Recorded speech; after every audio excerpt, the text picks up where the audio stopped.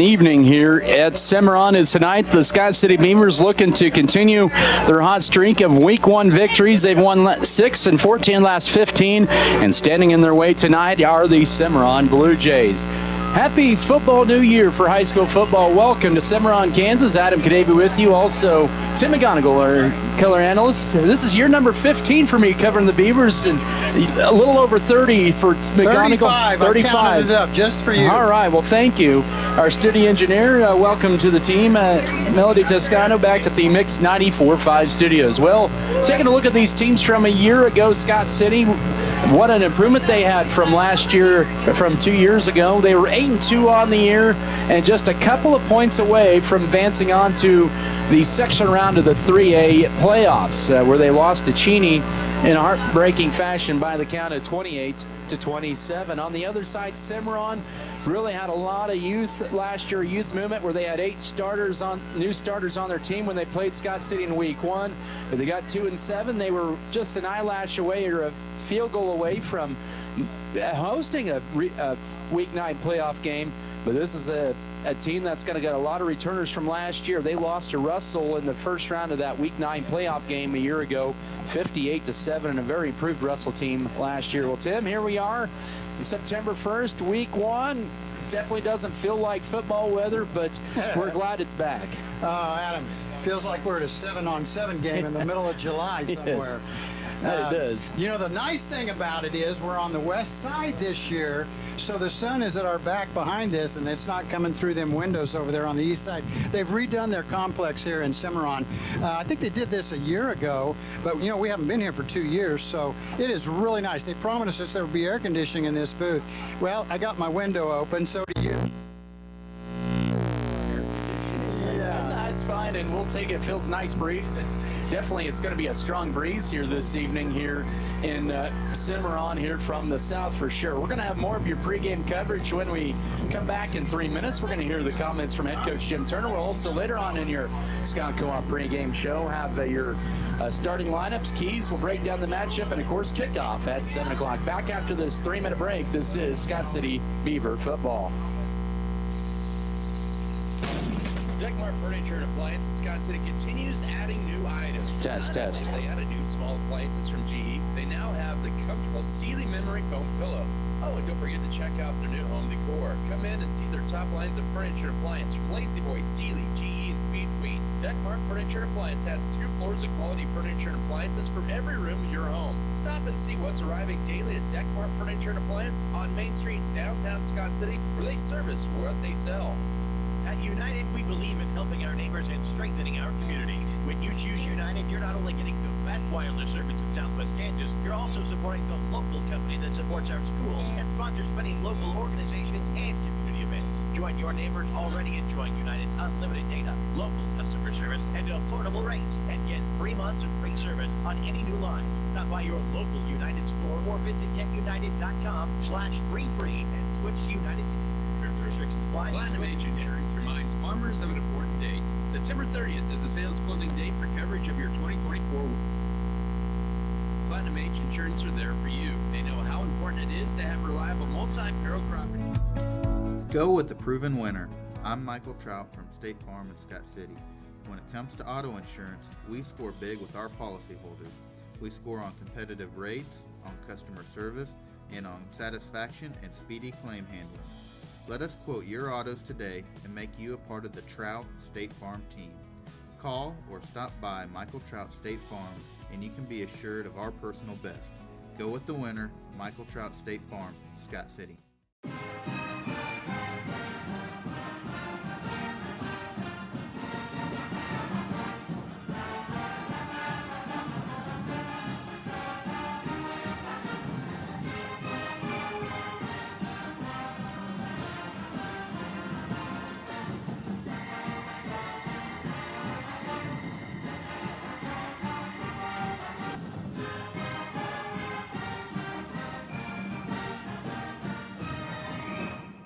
The world needs more farmers, people who know the land, people who support rural communities, people who are as diverse as each acre they care for. But unless you've been born and raised on a family farm, it's nearly impossible to become a farmer. That's why we are building a team of people from our hometown and across the world to do what they love. We are not just a family farm. We are a multi-family farm. We are Volgamore Family Farms. We did lose some seniors. No really good players played for us.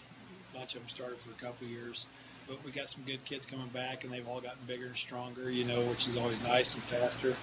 We've got some sophomores really mature and step up that'll probably help us a lot on special teams, maybe here and there in varsity, offense or defense. But we got a good group of kids, got a giant junior class, and we got some good seniors. So we got a good mix. Looking forward to it. It's the second year of your offensive system that you guys implemented in over a year ago, and you'll have some new pieces in that backfield, maybe that adjusted from a different position a year ago. But you do have a quarterback, even though it's going to be his debut starting on the varsity tonight. How do you feel like that they've really maybe picked up the plays here as compared to this point a year ago?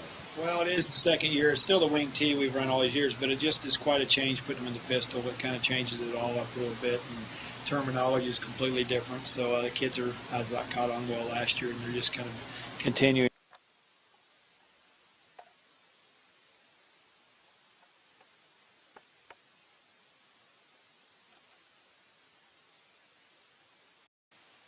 Bigger, so we got those two at halfbacks, and Griffin and Tracer Chapman will rotate at the tailback spot, and one junior, one senior, but Tracer, wasn't in the backfield till late last year.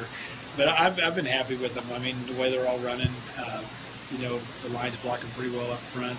I think the system doesn't count on one kid getting 1,000 yards in a season, 100 yards in a game. It's kind of spread it out. I just don't feel like it's going to be hard to stop off facets of it, and then we got a quarterback that's wanting to run the ball this year where we have in the past, and we're kind of encouraging to run, so that just brings another tool to it.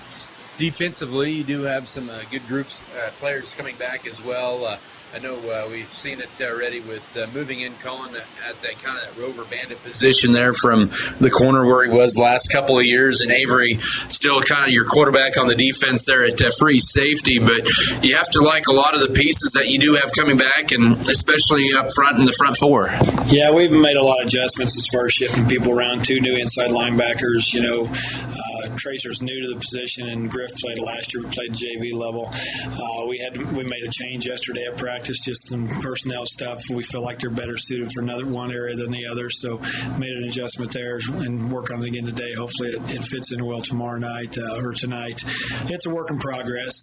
Defense, all of it always is, but the defense is always whenever you can decide you want to trust what you're being told to do and trust your teammates to do their job, we just begin to flow a little better then. Once again, Coach Jim Turner joining me here pregame. Scott City facing Cimarron Blue Jays, a team that really you ambushed in the first 11 minutes of the season last year and had to call it off because of the weather there. And they were starting, I think, 8 new players a year ago. But most of those players come back. They'll have a lot of new linemen, but they have a lot of their backfield and skill players back. Yeah, we jumped on them early last year. That kind of takes it out of you. First game of the year, and somebody comes out like we did, so kind of snowballed on them. They're going to be tough. Their quarterback's really talented as far as we got to be able to stop him, so that's going to be a challenge. He's got good speed and he's a good athlete back there, so we got to shut him down, and then I think that'll kind of control their offense, but that's not an easy task to slow him down. So as far as their defense, I think we got some things that we can run on them. Coach sees how their defense, Coach Gentry sees, so hopefully we can take advantage of those. One thing we don't talk about a lot is special teams, and you're going to have a lot of new faces all over the board on special teams this year. Not as much maybe in the kick and punt return, but a lot of your kickers, punters, you name it, a lot of new faces there this year. Yeah, special teams an area where, especially early in the season, you like to get some guys off the field, so you get some younger guys out there, and hopefully they can be special, not the other way around. Jackson will be kicking for us, punts and kickoffs, and we're yet to figure out for sure about extra points. We'll see how it's going. If we're going for 2 or kicking. But we've got, same personnel, a lot of the older kids in the mix and a few sophomores for special teams. We've just got to get down the field and want to hit somebody on those. All right, it's a season opener tonight for Scott City as they head to Cimarron to face the Blue Jays. Coach Jim Turner here in the pregame. And, Coach, as always, thank you again for the time here, and good luck to you guys. All right, thanks, Adam. That was Scott City Beaver coach Jim Turner. Your pregame interview brought to you by Farm Bureau Financial Services with Univert Benz and Scott City and Leota. More to come in your pregame show. While the breakdown of the matchup, also bringing starters, keys, and the kickoff. After this timeout, this is Scott City Beaver football.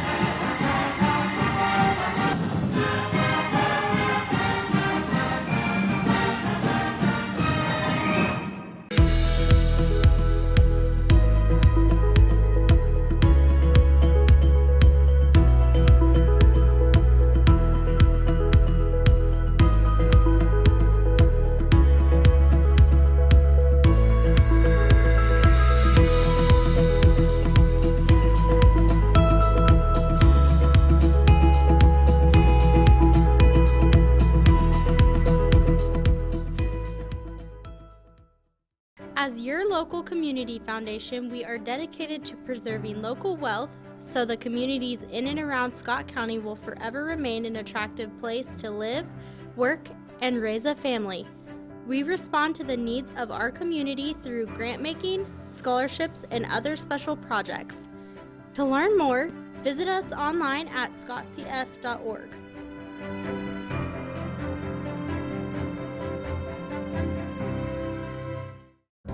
At American Implement, we know that our farmers and ranchers are getting up and going to work every morning to provide food, fuel, and fiber for the world.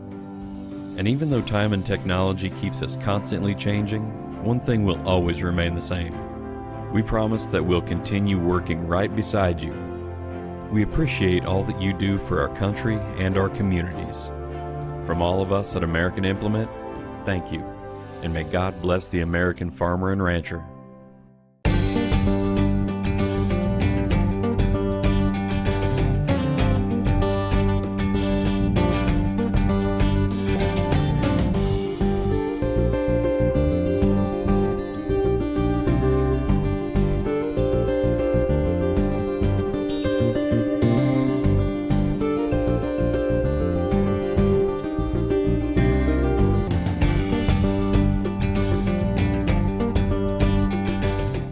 BBN is supported by JW Enterprises, Lone Tree Farms, Pioneer Communications, Beaver Booster Club,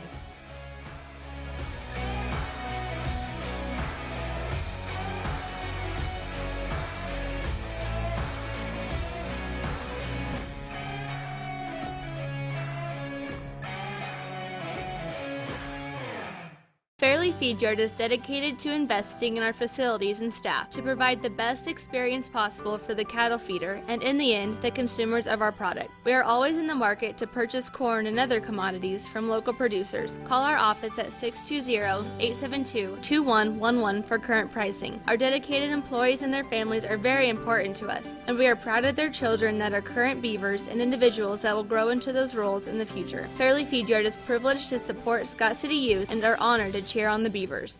With that 22-13 victory, we were on the other side back then too, and that was Fairleigh Feed Yard is dedicated to investing in our facilities and staff to provide the best experience possible for the cattle feeder. And then scored on that, and then they would have a pick six to ice it late in the game there. But yeah, it's been a few years. We used to be over on the other side, but as you mentioned, Tim, earlier in our broadcast, they've done a lot of remodeling here. This is some brand new bleachers. I think this is the second or third year they've had this here.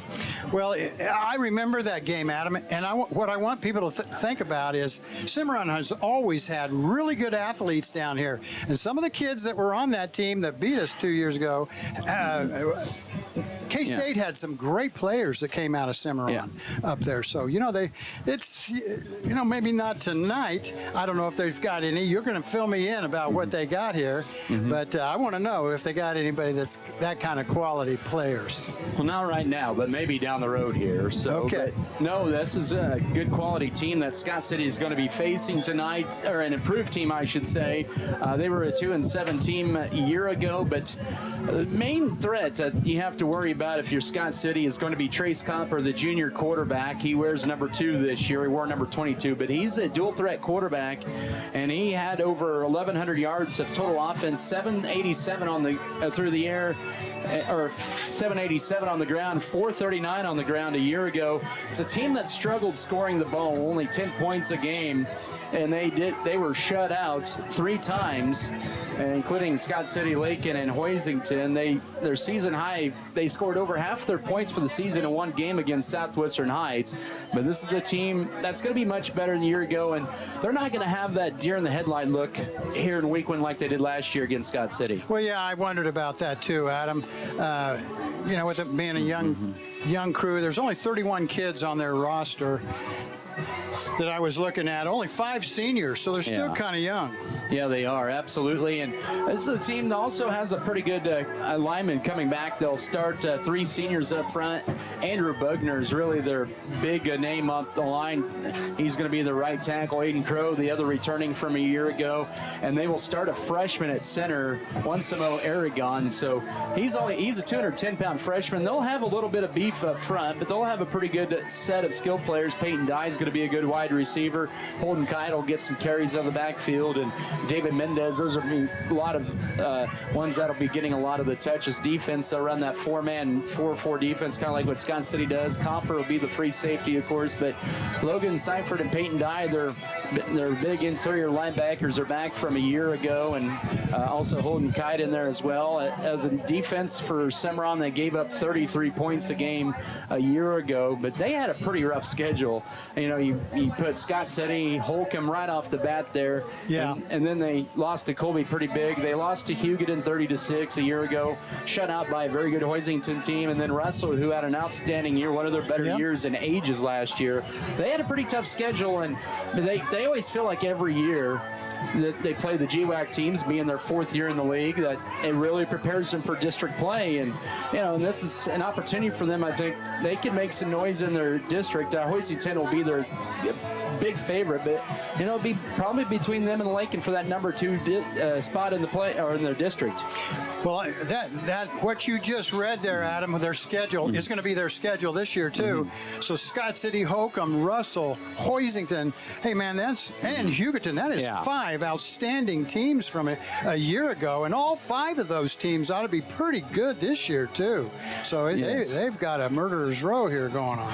Yeah, they do. And on the other side, Scott City. And this is a pretty, you just hearing Coach Jim Turner, you talk to some of the players, they don't have anybody back that started in their backfield from a year ago, and only one starting lineman every game, and Tannerkin, excuse me, the Now senior. we're talking Scott City. Yeah, we're on Scott City's side. But this is a team, and you can hear in Coach Turner, he feels pretty confident about the group that he has and his players in the backfield. You have Griffin Edwards, who's looked really good in his training camp and practice leading into tonight. And then you had Colin McDaniel. He played quite a bit when there was a lot of injuries that mounted up 2 years ago. He had that game-winning touchdown around at Smoky Valley, over 60 yards. And Avery Knoll, who was a backup quarterback, he was a wide receiver last year. They're going to put him at halfback, and with 6'3", 185-pound frame, and he's not afraid to knock anybody back on a pancake. You got to like what you have in the backfield. I do like what we got in the backfield, Adam. Putting Avery Knoll in there instead of having him out there at wide receiver in the backfield as a blocker, leading that thing, coming from that wingback, halfback spot, I think that's a great addition. And the Edwards kid, well, being an EMS, I was going to all the JV games last year. Hey, that kid's got some speed and some moves, and I'm glad I just kept thinking he was going to get a play this year. And look at him. Here he is. He's starting fullback. So I like what's going on. Absolutely, and it's a team a year ago really ramped it up on offense, averaged 319 yards and 35 points a game. What was big for Scott City a year ago? They were plus 24 in the turnover margin. Yeah. They so they had 24 more takeaways than they gave it up net a year ago. This is going to be kind of a new look defense for Scott City, and the one mainstay is you got Avery Knoll at free safety. He played there really the second half of the year last year. Started at a corner, but moved over to free safety, and really was pretty natural on that position. You move Tracer Chapman into an interior linebacker spot. Griffin Edwards, who was a backup, played in a backup role a year ago. Colin McDaniel, he was a corner for 2 years, and now he's at kind of that rover bandit area. But you also bring in Alex Tarango, Camden Volgamore at those cornerback spots. And, you know, you have Braden Bruner and Tanner Gooden, who played significant steps. They were starters along the D-line a year ago, and Jackson Rumford played quite a bit at toward the end of the season. You still got to feel pretty good about that defense here, starting things off here tonight. I think the defense is going to be outstanding, Adam. You know, and that's, I know Scott City, everybody thinks about our running game, you know, that kind of thing. But historically, over the last 25, 30 years, that defense that Scott City puts out there is outstanding, which allows us to be in a ball game late in the late game situations, and maybe we can win one. And I just think, I just like what's going on here this year. I just think I think we got another outstanding season about to happen. But the teams that we just talked about, Cimarron has to play. We also have to play them, and they're all going to be pretty good. Hogan, Hugoton. I mean, these guys, this is going to be a great game. A great year of football. Absolutely. You know, and going back to the offense a little bit, here I think we're going to see a more confident Scott City team on offense, second year in that pistol wing tee. And, and you know, Camden Volgamore is going to get the start. It's also his second season in running this. He ran it in JV last year, came in on varsity mop-up duty, and when it was a wide margin. And we may see him do a little bit more out of the quarterback spot than we've maybe seen some Scott City quarterbacks do in years past. Well, you know, they're talking, well, I'm just going to say this right now. Jim Turner and Brian Gentry, they're always saying, well, we're going to throw the ball more. They make me think of Jason Kinney at Ulysses every year. We're going to throw the ball more. Nobody did. This year, you know, last year they threw a little more. This year, that takes time to develop a passing, people that can catch it, run good routes, people that can throw the ball well. I really think this RPO, run pass option thing, if we really get into that, Adam, I think that'll add to us that quick. Are we still going up to the line of scrimmage? You're going to go quick again, the quick count thing? Oh, that was a fantastic deal a year ago for Scott City. Yes, it was. And it was a team, Scott City offensively went back there a little bit, 35 points a game. They only gave up an average of 13 points a year ago at 163 yards of offense. So we'll see that there. We're moments away from kickoff. We'll take our final timeout here, and when we come back, we're going to have starters and also the keys in the opening kickoff here at Scott City and Cimarron. Back after this timeout, this is Beaver football. Fairleigh Feed Yard is dedicated to investing in our facilities and staff to provide the best experience possible for the cattle feeder and, in the end, the consumers of our product. We are always in the market to purchase corn and other commodities from local producers. Call our office at 620-872-2111 for current pricing. Our dedicated employees and their families are very important to us, and we are proud of their children that are current Beavers and individuals that will grow into those roles in the future. Fairleigh Feed Yard is privileged to support Scott City youth and are honored to cheer on the Beavers.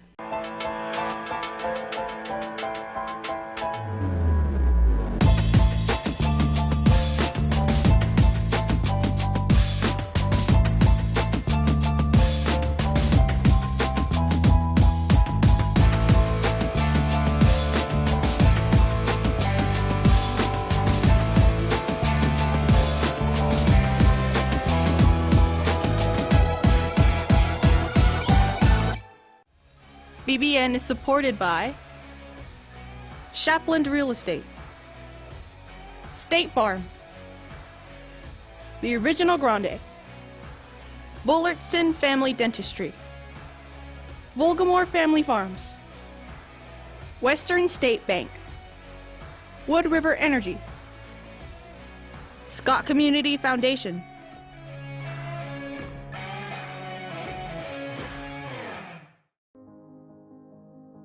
They said this place was too isolated to call home.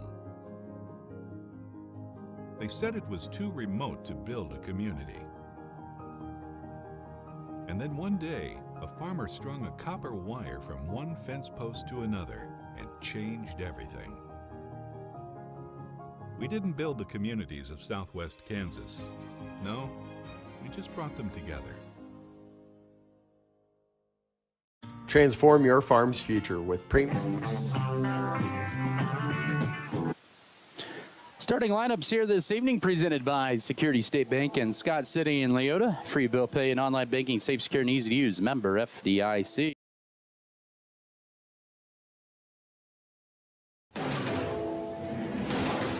Let's get you your starters first for the Scott City Beavers, coached by Jim Turner's 8th season. 54-19 record. He became the 4th coach in program history to reach the 55-win milestone with the victory tonight. Quarterback is going to be junior Camden Volgamore, the 6'1", 170-pounder. He threw for 57 yards as a sophomore. In the backfield, Colin McDaniel, the 175-pound senior. Also the other halfback positions, Avery Knoll, the 185-pound senior. Tailback is the junior Griffin Edwards. He had 12 carries, 65 yards a year ago. Wide receivers, Alex Chirango. We're going to see him or Brooks Bailey start, a pair of juniors. Jackson Rumford, who was honorable mention All-League a year ago at tight end. For Scott City, the 6'6", 220-pound junior. Brevin Volgamore will be the center. Emilio Contreras, the sophomore. Oscar Mendez, the junior, at the left and right guard spot. Tanner Gooden alone returning from the line a year ago. And Braden Bruner, who started a game as well for the Beavers a year ago, will be at right tackle. For the Cimarron Blue Jays on defense, Casey Flax, his 2nd season. Flax, one of the many Flax in that family tradition of coaching across western Kansas and the state of Kansas. His dad was the head coach for Trigo for a long time, now an AD at St. Mary's. For the Cimarron defense, Andrew Bogner, the senior Aiden Crow, also the senior at defensive tackles. Adonis Batman, 170-pound junior, and Landon Hausman, 185-pound junior, are the defensive ends. Logan Seifert and Peyton Dye are the linebackers in the middle. Holden Kite, Alex Schlesinger, the outside backers. Colby Wilson, a sophomore. David Mendez, a senior at corner, and Trace Copper is the free safety. Those are your starting lineups presented by Security State Bank. And now on to our keys to game presented by State Farm agent Michael Trout. We go over the proven winner. When it comes to insurance, they score big with their policy holders. Take it away, Tim. Keys to the game tonight definitely are heat. You know, Adam, we get to these early games, second half, you always start having cramp issues, so that'll be one key. The wind also, when you have to punt into that south wind, when last time I looked, it was 18 to 20 mile an hour. I don't know if it's up or down, but that always, so you got to be careful there, which leads into field position is always a key. I'm just giving you my main things tonight. Field position is always a big deal, especially with wind. Turnovers, we know that last year we led turnovers. We had 24 takeaways. It was just a great deal. Special teams always are the most difficult thing and it can be, a game can turn over so quickly. Penalties, and of course, my favorite is line play. Line play decides all games. There you go, keys of the game. There you go. Once again, those keys presented by State Farm agent Michael Trout. Other games in the league coming up here tonight. We have, of course, big one in Goodland. It's Goodland and Ray. Both teams running the single wing, or they have in years past. Ray played already one game. They won their first game over Highland out of Colorado last Thursday night. But Goodland and Ray should be a good one. Holcomb and Liberal, that's kind of a underrated game in the area tonight. Liberal is going to be improved from a year ago. Also, we got Hugoton at Southwestern Heights and Ulysses making the trek up north to take on Colby. So they've already done the coin toss. Scott City won. They elected to defer to the second half. And they will defend the south end zone. They got the wind at their back in the first quarter. And Cimarron will receive, defending the north end zone. It's a 95-degree night right now here at Cimarron. South winds 18 to 25 miles per hour. There you go. And they're going to be a factor throughout the entire evening. Yeah. Always affects game. I'm shocked that we have the wind to start this game. All right, so we're going to see the Scott City defense on the field first. They're going to wear those road white uniforms and the light blue pants, light blue helmets, the jersey number left, SC decal on the right. Cimarron in their navy blue tops with the lighter blue numbers, some white stripes on the side of their shoulder pads, white pants, navy blue helmets to C for Cimarron on the logo on the side of their helmets. Officials having their final pregame meeting right at the 50-yard line in the middle of the field, and they break. And we're going to see Jackson Rumford. He'll kick this one off, and he I say this figuratively, literally, has a big leg at 6'6". Well, with the wind at his back, you'd think he'd put it in the end zone. 2 to return for the Cimarron Blue Jays. It will be David Mendez and also a freshman for the Blue Jays, Isaiah Barranca. So no, they're going to be active with some freshmen as well. Here's the approach, and the 23 seasons underway. Wobbly kick, angle left side. It's going to be taken by Mendez on a hop at the 7. Goes right side, 10, 15, across the 20, and he's going to be tackled at about the 22-yard line. Caden Couchman, the sophomore, with the tackle.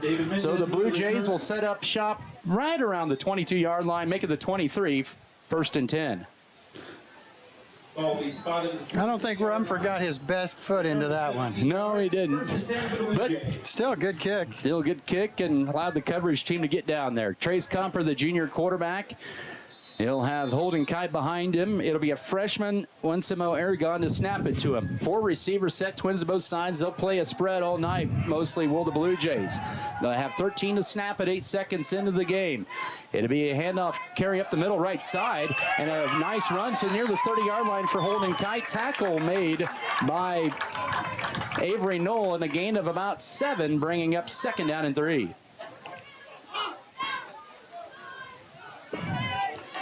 Nothing fancy about that, Adam. Just went off tackle.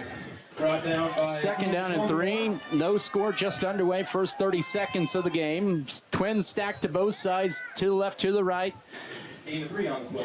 And bring up 2nd and 3 from the 30 right hash mark. Here in this first quarter, Kite's going to run a keeper up the middle. Now bounces to the right side, breaks her tackle, 1st down across the 35. He'll take it to the 37. Caden Couchman, who gets the start at outside backer, makes the stop. So back-to-back 7-yard gains for the Blue Jays, and they have a 1st down. You know, my first thought, Adam, on this offense is with 2 wide left, 2 wide right, they're just spreading us out to run on us, because it's really, we have a 4-man front with 2 linebackers. So we're outnumbered on the middle and the inside. Right hash mark, 37-yard line, 1st and 10 for the Blue Jays. 2 7-yard gains. This will be option keeper right side. Here is going to be out to the outside, breaking through tackle 45, reaching for 1st down, but he's going to, boy, they're going to give him a good spot. Copper will step out right at the 47-yard line, it looks like. 7-yard line. Depends on the spot. They may give him the 1st and 10. Gain of 9. It's 9.5. Down and 1. Or are they going to give him the 1st down? Nope. Or they are going to give him the 1st down.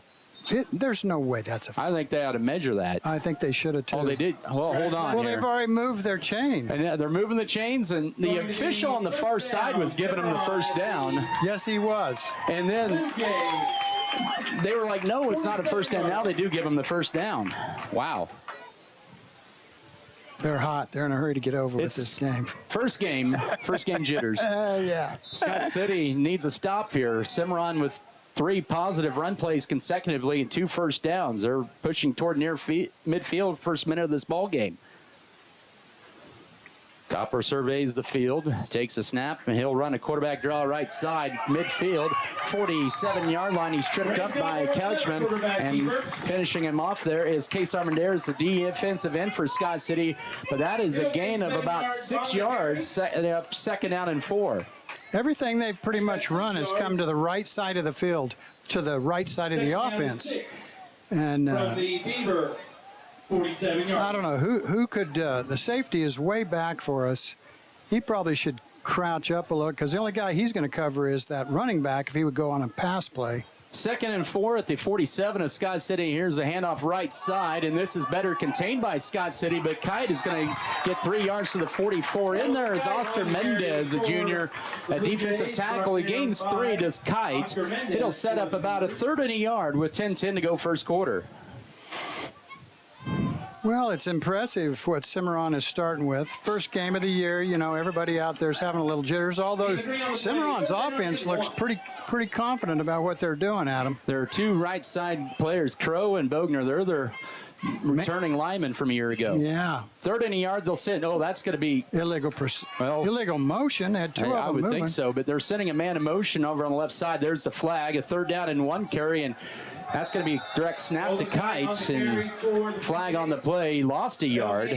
It'll set up 3rd and 6, illegal shift. Ron Spencer, the white hat, makes the call. So it'll be 3rd down and 6 when they spot it at the 49 of Scott City.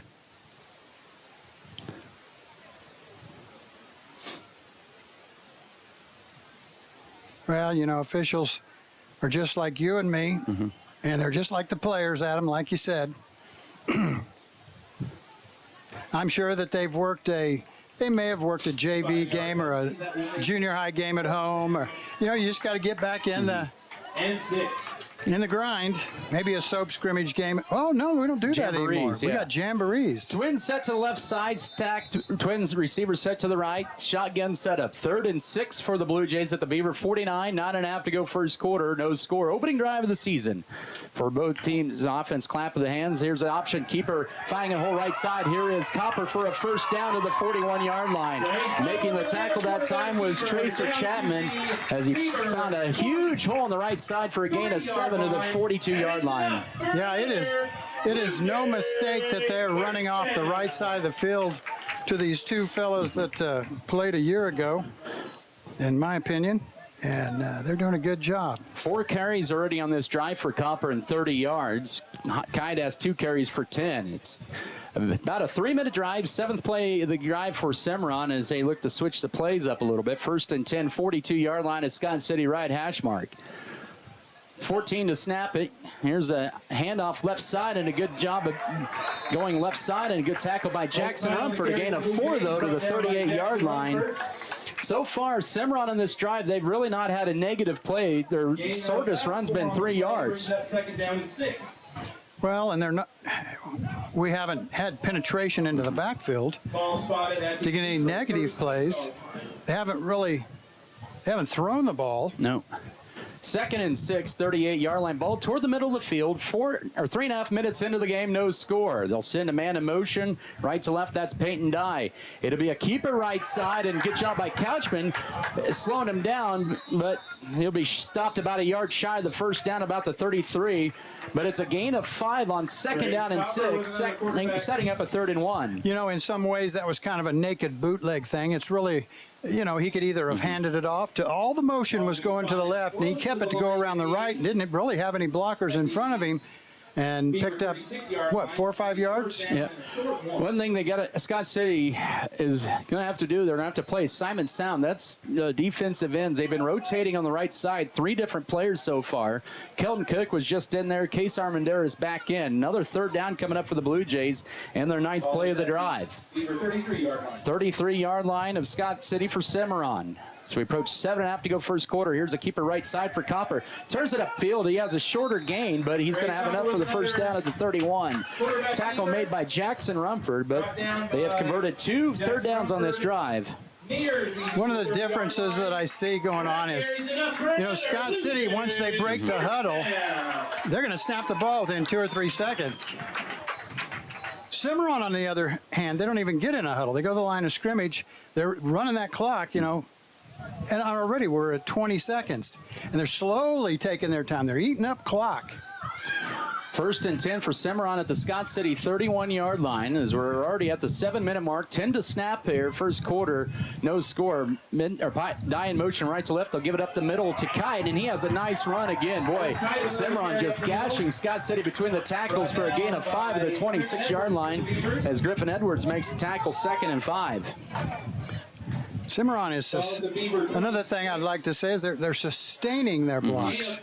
They're not just hitting guys and then going off downfield, or they're holding on to their, I don't know if they're holding, I shouldn't say that, but they're sustaining their blocks. And we're going to have a timeout on the field. Scott City trying to get some personnel on the field late. Scott City gets the timeout. We'll take it as well with 6:29 to go first quarter, no score. We'll come back in 1 minute. This is Beaver Football. With the summer temperatures, the Scott Recreation. Transform your farm's future with premium hybrids, robust data, and unparalleled expertise from Axis Seed Red Barn. We partner with you to customize a plan featuring industry-leading seed that matches your unique soil and growing conditions, helping you to farm differently and making your operation more profitable. Contact us at www.redbarn.ag to gain access to premium seed proven to outperform. And go Beavers! Adding value to our community has been our priority since day one. That's why the Scott Co-op is here with 8 elevator locations, 2 service stations, 5 cart trolls, bulk fuel and oil delivery, as well as a full-service agronomy department, including agronomy services, seed, chemical, fertilizer, and custom application. Visit us online at scottcoop.com or download our app for more information. Scott Co-op is a proud supporter of our local communities. Scott City, member FDIC and equal housing lender.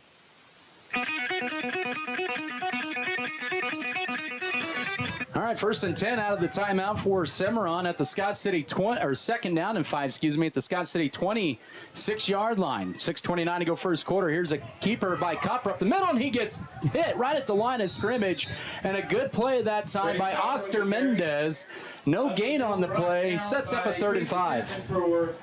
Well, you know, in some ways, Adam, the first thought I had after that play was we're going to bend but not break. And maybe we allow them to move the ball a long ways on us, but we keep them out of the end zone. This is the 12th play of the drive. Cimarron's already converted 2 third downs. Scott City has Baylor Vasquez in there along that defensive line. Big mountain to move, the 320-pound junior. 3rd down coming up here. Twin receiver set, stacked to both sides. Cimarron just taking it all their time in the world here as they have the momentum. It's a keeper right, or handoff right side. Scott City swallows him up for a yard loss of the 27. Case Armendariz wraps him up. Loss of 1, 4th and about 6 coming up. On that one there, Armendariz, he didn't even wait, Adam. You know, like you just stand there and kind of wait.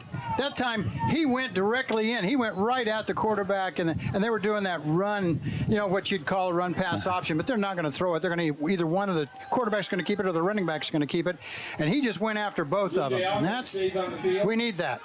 5 minutes to go first quarter, no score. Cimarron 4th down and 6 at the 27-yard line. They have 10 to snap as Scott City shuffling around the personnel late. Back to pass is Copper. Now scrambles right, scrambles left. 25. He's got a first down. 20. 15 gets a block on the right side. A flag comes out. 2 flags comes out inside the 10, but it's going to be a holding on Cimarron, but it's going to be enough for a first down. Flag on the play. Yeah, I'm agreeing with you. I think it's a hold right here, right before he went out of bounds, actually. It's way downfield. It'll be a spot foul from where they have it flagged at about the maybe 8-yard line. It'll be a 1st and 10 for the Blue Jays still nonetheless, and it'll be their 14th play of the drive coming up here. Well, Scott City had hands on the quarterback, just couldn't get him down. Copper, 5'9", 160 pounds, and he's showing his elusiveness. It'll be 10-yard from the spot of the foul. It's enough for a first down at the 18-yard line. It ends up being a 9-yard net run. 10-yard penalty, that's still enough for a Blue Jay. It was going to be a pass, first pass of the ball game, but he could see his receivers were covered, so he just took off. I actually thought he was going to get caught just shortly after the line of scrimmage, but oh, he's fast kid. 1st and 10, yes, he is. He is definitely much improved from a year ago. 18-yard line, 4:49 to go first quarter. This is the opening drive of the season as Cimarron's into the red zone at the Scott City 18, right hash mark. Copper claps the hands. Quarterback keeper left side, and he gets hammered at about the 15-yard line. A late flag comes out as he was tackled underneath there by Tanner Gooden. So we've had back-to-back plays with flags here. Tanner Gooden on the tackle. Scott said he needs to take advantage of these penalties if it's on Cimarron. Yeah, I think it's on Cimarron, blocking below the waist. This might be is this going to be a chop block? I think that's what they were saying. Coach Jim Turner clear out on the field next to the line judge, which is well inside the numbers to get the yep, there it is, chop block. That's when one man delivers a block high and one delivers below the waist simultaneously. So that's a big penalty. 15 yards. Oh, there you go back to one of my keys of the game. Penalties kill you. Stop drives. For Scott City, we think it's a great deal. Cimarron's hating it. They marked that penalty at the 15-yard line, so it's going to be ball placed to the 30. That's already the 9th carry for Copper on this drive. We'll replay the down. It is now first down and 21. But first and 22 from the 30-yard line. 4:40 to go first quarter, no score. Scott City is yet to have possession of the football. Copper, and it's going to be a handoff right side to Kite. Scott City does good job filling that hole. Oscar Mendez stops him for Kite for a yard gain to the 29, 2nd and long. Well, you'd think that we would see the first pass of the ball game right now, that they wouldn't wait till 3rd down. They'd do it right now. And I think we have a great secondary, and so I'm looking for that interception right now. 2nd and 21, ball at the 29 of Scott City. 8 minutes into the game. This is the 16th play of this drive for Cimarron. Still no score. Trips to the left, 1 to the right side of the short. Make that empty backfield. 2 receivers to the right. Copper on 2nd down. Back to pass. Rolling to his right under duress. He gets by 1 and he loses the ball as he goes out of bounds. It was knocked out of bounds, but that'll be credited as a sack. I believe that was Cesar Peregrino in there. He'll be credited with a sack. It's a loss of 2 to the 31. Peregrino looked like the spy, Adam. Yes. He was right on that quarterback, watching what he was going to do. He went directly at him. He's the one who caused that whole thing. That was a great play. 23. 3rd down and about 24 from the 32 of Scott City. So it was a loss of 3. Clock continues to run. 3.5 to go first quarter, no score. Still an empty set for Cimarron. They'll have 3 receivers to the wide side of the field, left side, 2 stacked to the right side. We have yet to see a pass. It's been 16 plays, all run plays so far for the Blue Jays. They are 2 of 3, on 3rd down. High snap but played. Well, here's Copper down the middle of the field. Pass is caught and then dropped right at the 15-yard line. Coverage applied by Tracer Chapman. Copper was drilled as he threw it. Intended receiver was Peyton Dye. Hey, we had great penetration that time coming right in the quarterback's face. That's why, although the pass was delivered really nice, defense on the other end was fantastic. Knock the ball out. 3:03 to go first quarter. Can Scott City get one more stop here? It's 4th and 23 at the 31-yard line officially. Yards at him. And Peregrino, a senior defensive lineman, in there mainly for pass purposes. Empty backfield still for the Blue Jays. Oh, man flinched across on the hard count. And it's going to bring up a 4th down and about 18. Scott City's first penalty. Well, Jackson Rumford wanted to get in the backfield. Yeah. To the Beaver 26-yard line, 4th down and 18. So 4th and 18 at the 26. Cimarron's already converted 1 4th down on this drive. This is play number 18 of this opening drive. Copper empty backfield, back to pass. Has time, now throws it down the middle of the field, and it is going to be caught! Over the shoulder, touchdown, Holden Kite. Oh my goodness. With 2:56 to go first quarter, Cimarron leads 6-0, and that was good coverage by Scott City, but Kite made an over-the-shoulder catch down the seam. That 5 yards made a difference. Yes, it did. On that penalty, because that catch was at the goal line. Kite made a great, and I'm saying Kite, K-I-T-E, just like our Drew Kite as an assistant coach. What a great catch. That was what a great throw. Yes. What great defense we had. They had a 9-minute, 4-second drive where they converted 3 third downs. They were 3 of 5 on 3rd down and 2 of 2 on 4th down. They were in the swinging gate originally, as it'll be David Mendez to kick in the extra point. Out of the hole to Copper. Snap is good. Placement, kick is good, and it's 7-0 Cimarron. 2:56 to go first quarter. We'll come back with the kickoff in 30 seconds. This is Beaver football against the Cimarron Blue Jays here on Mix 94.5. BBN is brought to you by HRC Feed Yards, J&R, Next Tech Wireless, Red Barn Enterprises, S&T Communications, Scott County Hospital, Scott Co-op, Security State Bank.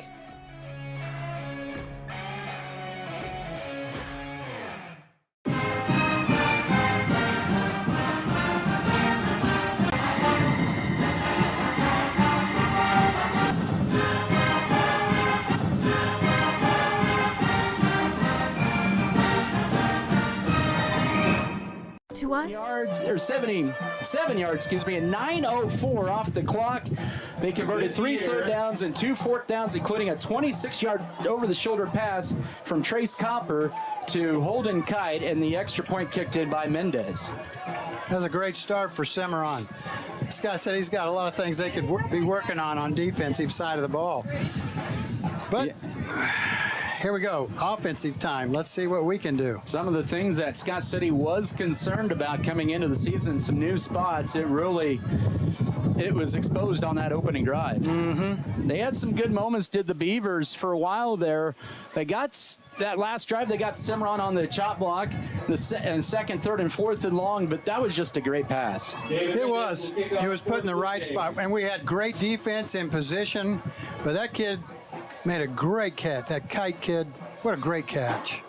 All right, so we're going to see David Mendez kick this off from the 40-yard line. Scott City has Alex Tarango, as well as, I believe, Colin McDaniel deep to return for the Beavers, and it is. Here's the approach and the kick. It's a end-over kick. It's to be taken by Tarango at his own 22-yard line. Goes up the middle, 20, 35, 40, 45, cuts it midfield. Oh, he fumbles the football, and Cimarron recovers it at the 41-yard line in Cimarron territory. A nice 33-yard kickoff return, but Tarango fumbles it, and the Beavers still have yet to have an offensive possession. Well, one of the things the coaches had talked about, ball security. That means don't turn it over. That goes back to my key to the game. Turning the ball over will kill you. That was a great run. We had great blocking. I thought he was going to go the whole distance, but somebody came up from behind and punched that ball out. And that means you've been working on that in practice. Yes. Cimarron's been working on that. 9 minutes offense already for Cimarron. Scott City's defense still on the field. And that's got to be tough, especially how warm it's been. 1st and 10 Blue Jays. They'll mark this at their own 40-yard line toward the left hash mark. They'll run 3 receivers to the right. Will the homestanding Blue Jays up 7-0 on Scott City late first quarter. They'll change the play from the sideline as they get in a new signal. 3 receivers to the right, 1 to the left, 1 in the backfield, kind of behind Copper. That's Kite, who caught that touchdown pass moments ago. Copper looking downfield, has all kinds of time now. He'll tuck it up and run as the wave of defensive linemen get by him. A nice open field tackle, and there's a sweep signal by Colin McDaniel right at the line of scrimmage. Maybe a half-yard loss, 2nd down and 10. Oh, we've seen Colin McDaniel do that for several years. One-on-one, out in open field, he gets the guy. 2nd down and 10 for the Blue Jays. Ball at their own 40-yard line. Final 2 minutes of this first quarter. Cimarron up 7-0. Cimarron scoring on a 4th down and long play from 26 yards out. Scott City fumbling the ensuing kickoff. And the Blue Jays have it yet once again, and they're just milking this clock down. Under 10 to snap it here for the Blue Jays. Copper takes it from the handoff up the middle to Kite. Breaks through 1 tackle and gets stood up by Chapman. And also underneath there was Oscar Mendez for a gain of 1 to the 41-yard line, setting up a 3rd and 9. They pulled the tackle on the far side and had him blocked down. So they're moving some people around on that offensive line as they try to establish this run. Cimarron was 2 of 4 on that opening drive on 3rd down. It's a 3rd down and 9 at their own 41. Final 90 seconds of the first quarter, they lead at 7-0. They're switching their play. They have plenty of time to snap it. 17 on the play clock. 2 receivers set to both sides. Kite to the right, a little bit behind of Copper in the backfield. Ball toward the middle of the field at their own 41-yard line for the Blue Jays. That'll take the snap. Fake the handoff, rolls to his right, fires it downfield for a jump ball, and it's going to be just off the fingertips of the intended receiver, David Mendez, at about the 30-yard line. Coverage applied by Alex Trango, and so there is a flag on the plates and an eligible receiver downfield against the Blue Jays. Scott City's going to decline that, and it's going to be a 1-2-3 and outs for the Beaver defense. Good. Mendez had that ball in both hands at him and dropped it. Against the Blue Jays. That wide receiver. It looked like Trango was going for the interception there as well, and he kind of dodged a bullet there. As Mendez was just a little bit ahead of him. He sure was. Hit him in the hands. Trace Copper also serves as the team's punter. They line up in an empty formation, so we got to watch out for the fake. Alex Trango is deep to return, though, in case Copper does boot this one away. They'll send a man in motion on 4th and 9. Run 3 to the right now. They're going to run a 4th one over to the right side. They're going to fake. Oh, he's going to step back a little further here. Punt this one away, and that's going to be a delay game on Cimarron. They took too much time. Probably on purpose. I thought the left guard popped up before they snapped the ball, too. Well, the back judge threw the flag as the play clock went to 0. I don't know if that was intentional delay game because the ball's at your own 41. Cimarron, though, has been able to overcome all the penalties. It's the 4th penalty already for the Blue Jays, 35 yards, but it's 4th and 14. But this is a positive for Scott City. It is. They'll do the same thing, put a man in motion that's over to the right side, Seifert, the junior. Now they'll send another one over to the right side. Could be more of a rugby style. We'll see from Copper. He has 8 to snap it here with under a minute to go first quarter. He steps a couple yards back to his own 27-yard line, takes the snap. Rugby style kick, and it's almost blocked. Cimarron fans want to block roughing the kicker, but almost. Peregrino blocked it. It'll be down at the 34-yard line, or 33-yard line. There's another flag. I did not see it right in the middle of the field there, at about the 38-yard line in Cimarron territory. That was about a 31-yard punt and no return with 48 seconds in the first quarter. But Scott City may finally be able to snap the ball for the first time 11 minutes and 12 seconds into the season. Well, they're really discussing this one. Is it going to be a who's it on, first of all? That's a good question. And then you got to decide, is it going to be a 1st and 10? Is it going to be Scott City ball? We're going to take the ball where it is. Here, let's see. Ron Spencer's going to get a different opinion from another official here as they talk it over now at the 45-yard line. It looks like it's going to be Scott City's ball. They haven't given the official signal. I don't know if they're going to add it to the end of the play or not. I think that maybe something happened, dead ball foul. That could be, and it's going to be against Scott City. Well, they're all right, here we go. Holding against Scott City. It'll be a 10-yard penalty from the end of the play. Yeah. So Scott City with their second play, but they were able to get the Cimarron offense off the field with 48 seconds to go in the first quarter. And we're going to see Camden Volgamore. He is a second-generation Volgamore back in the quarterback position. His dad was a quarterback back in the mid-90s. I remember. I was there. So that's a pretty cool thing. 23-yard line for the Beavers. 1st and 10, under a minute to go, as I mentioned. 48 seconds to go first quarter. Cimarron leads at 7-0. First play, it's right side to Avery. No, he gets tackled right away at the 20-yard line for a loss of 3. And it'll bring up 2nd and long. By Logan Hiddleston. As Logan Hiddleston with the tackle. Yeah, there wasn't any surprises on that. 2nd down and 13. Like you said, Adam, that quick count, man. You break the huddle, run to the line of scrimmage, snap in 2 seconds. Scott City will run 2 receivers to the right, 1 to the left, a wing to the right on second down. Back to pass.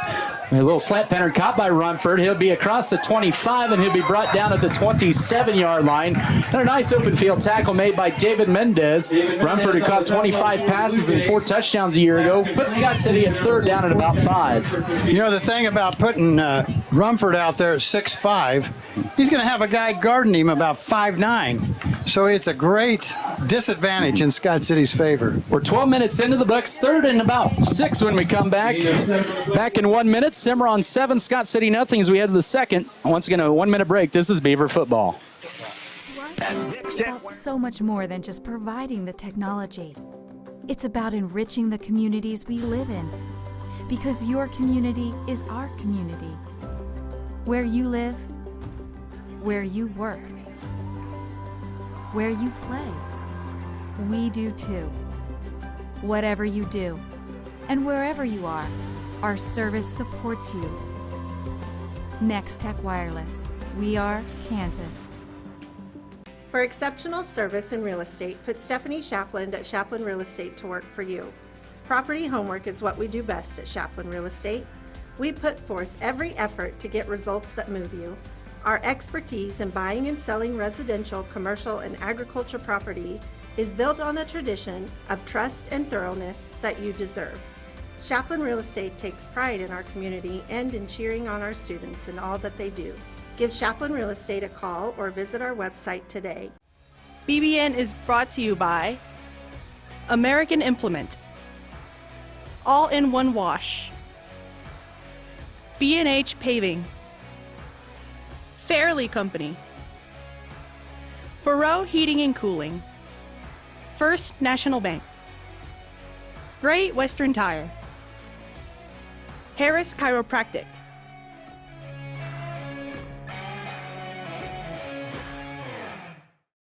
To 2 4th downs, 2 third downs on an 18-play drive to open up their season, then they would be getting the ball back after a fumble on the ensuing kickoff, but Scott City would force a 3 and out. A man in motion is Noel. It'd be an option pass play and pump fake, and now they'll go down for Tarango. He'll make the catch at 40-yard line. Sidesteps 145 midfield. Now cuts it up 45, 40, 35, 30, and he's going to run out of bounds all the way, and he's tackled out of there at the 24-yard line of Cimarron. A big play of 26. Make it 48 yards, 49 yards on that play. That was a great catch, and Adam, after he caught the ball, he did the turn. You know, the defender thought he would probably go to the outside. Instead, he turned back to the inside. That's what got him free, and then his speed got him downfield. Adam, they're going. Here we go. Flag comes out right off the first down, and it's carried to Griffin Edwards. And Scott City may have not been fully set on that play. Instead of a second down and short at about the 15-yard line, it's going to bring up 1st and 15. Yeah, you got to be set for one count before they can snap that ball. And we're snapping the ball so quickly that everybody's got to be on the same page. Get set. Don't be wiggling around. They're going to say it's a wiggle shift. You got to, yeah, you're right, Tim. You got to be set for that full second there. Did you call that the wiggle shift? The wiggle shift, yeah. A legal shift, yeah. Well, it's going to be a 1st and 15 for Scott City at the Blue Jay 29-yard line.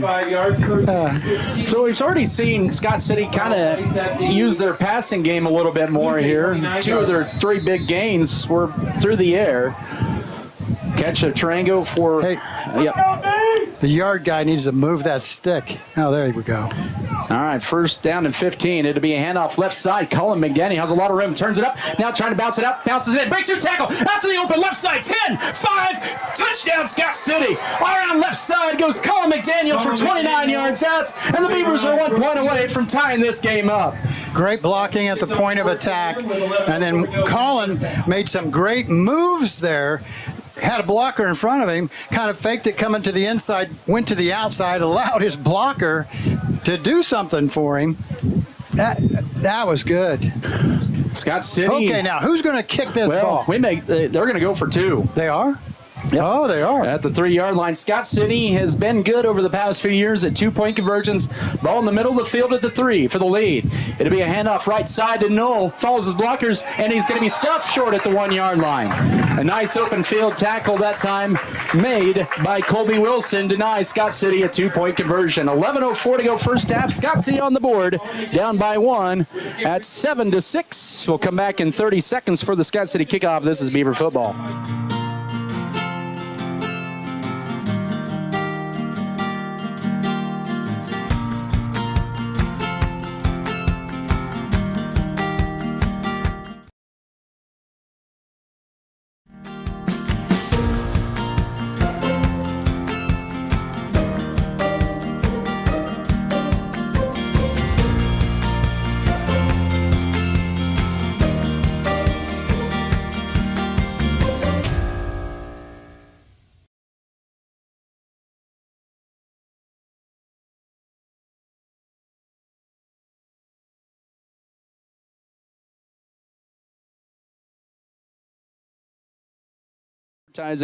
Jackson Legal Group and Lebanon Lawn and Tree. Well, the Beavers got on the board there. They did have to overcome a couple of penalties along the way, but they did get a nice 50-yard or 40-plus pass drive, 49-yard pass play on a 3rd down conversion to Alex Trango after the legal shift, 5-yard penalty. Colin McDaniel from 29 yards out, and the extra point booted in, or correction, 2-point conversion failed. I'm used to saying that over the years, but Scott City trails by a point at 7-6. I think we're seeing maybe Scott City settle down a little bit here as Rumford kicks this one into the wind, and now we have a flag right away on the opening kickoff. Illegal person. You know what? He didn't have his. I bet he didn't have a mouthpiece in. That'd be the only thing there. Or a helmet strap. Yeah, they were pointing to a kid. Yep. I'm not going to say who, but equipment violation. Yeah, that's what it was. You got in high school football. You have to have your mouthpiece in. You got to have your helmet strapped up. And if you don't, it's a penalty. Now in college, pros, you can do whatever you want. All right, so we'll try it again here with 11:04 to go first half, and here's the kick. It's a squib kick on the ground, picked up. Cimarron's going to get good field position as taking it to near the 45-yard line was Logan Heddleston, the sophomore. They'll mark it at the 44 in Blue Jay territory. 40-yard line, he'll run it out to the 44, where the Blue Jay offense will take over. See, Scott City really looked like, even toward the end of that first drive by Cimarron and the second drive, the defense really settled down a little bit for Scott City. Sure, first game of the year, Adam. You know, it's just, you got to get used to the speed of the game is different than practice. That's why that jamboree thing is. But, you know, you never get enough plays in that jamboree. You're right there. Shuffling of the personnel for Scott City on the right side of the field there. Ball in the right hash mark as Cimarron moves from south to north here in period 2. A trips bunch to the short side of the field, one over the wide side. They're going to send a man in motion. That's Dye. It'll be a quarterback keeper left side, and Copper trying to squirt through. He'll get to the 47 as a slew of white shirts stop him at the 48 for a gain of 4. 2nd down and 6 coming up. Down by Tanner Good and Oscar Mendez for the Beavers. Still, though, keeps Cimarron on schedule. Well, on that play, Adam, in that first series, it was like wide open area where the quarterback or running back was running. That time, everything was clogged up. Mm-hmm. That's what we need. We need penetration. We need people flowing to the action where the point of attack is. 2nd and 6 for the Blue Jays as they approach midfield. 10-15 here in the first half. Cimarron up by 1, 7-6. Man in motion from left to right. It'll be a handoff right side to Kite, and he is going to be nailed in the backfield all the way back to the original line of scrimmage. That's how Couchman delivers a pop. Also, Oscar Mendez in there back at the 44, back to the original line of scrimmage. It'll bring up a 3rd and 10. We had lots of penetration that time. I mean, back to the original line of scrimmage. Lots of penetration. We had all kinds of Beavers in the back end. Cimarron 2 of 5 on 3rd downs. As Scott City subs some personnel in and out. 3rd and 10, 44-yard line. 7-6 Cimarron lead as we approach 9.5 to go first half here from Cimarron. The shade of the home stand starting to cover most of the field. Shotgun, 4 receiver set, twin stack to both sides. Now they'll send Pitt and Dye in motion from right to left. It'll be an option, pitch right side, pitch is late, and Scott City read it well over on the right side as Dye will end up getting the pitch. Dye does. Tackle made by Alex Tarango. It'll be a 1-yard gain to the 40 and a possible 1-2-3 and out again for this Beaver defense. Yeah, that was the true option. Quarterback fakes to the fullback, goes down the line of scrimmage, then he pitched it to that halfback. And his halfback got Scott City had 2 guys on the halfback. Yeah. He didn't stand a chance. Correction, 45-yard line. So 4th down and 9. Let's see. As Copper will be the punter, he'll send a man in motion. They'll see him maybe back up a couple yards. They have 13 to snap it. They'll send a 4th man over to the right side. He'll rugby-style punt this as well. He'll back up now 2 yards with 5 to snap it. Alex Tarango backing up to his own 30. Here's the rugby-style kick. It's a wobbly kick. Tarango catches it. Oh, he muffs it, but picks it up, breaks through a tackle to 23. Goes left side 25, across the 30, and steps out of bounds at about the 31-yard line. That's about a 33-yard punt and about a 9-yard return with 8:17 to go. First half, Scott City's second possession, down 1, 7-6. Avery Knoll with the punt recovery. He'll be brought down on the east sideline by Logan Seibert. Beavers will take over. 8:17 to go first half. So Scott City had a nice offensive possession opening series. They marched at 77 yards. This time a little closer at their own 32. Left hash mark, pistol wing T up the middle. Griffin Edwards hits the first official carry of the year. It'll be a gain of 3 to the 35 on first down. And he'll be brought down Logan Hiddleston on the tackle there by Hiddleston. 2nd down and 7 coming up. Excuse me. No, just straight ahead. Fullback carried the ball.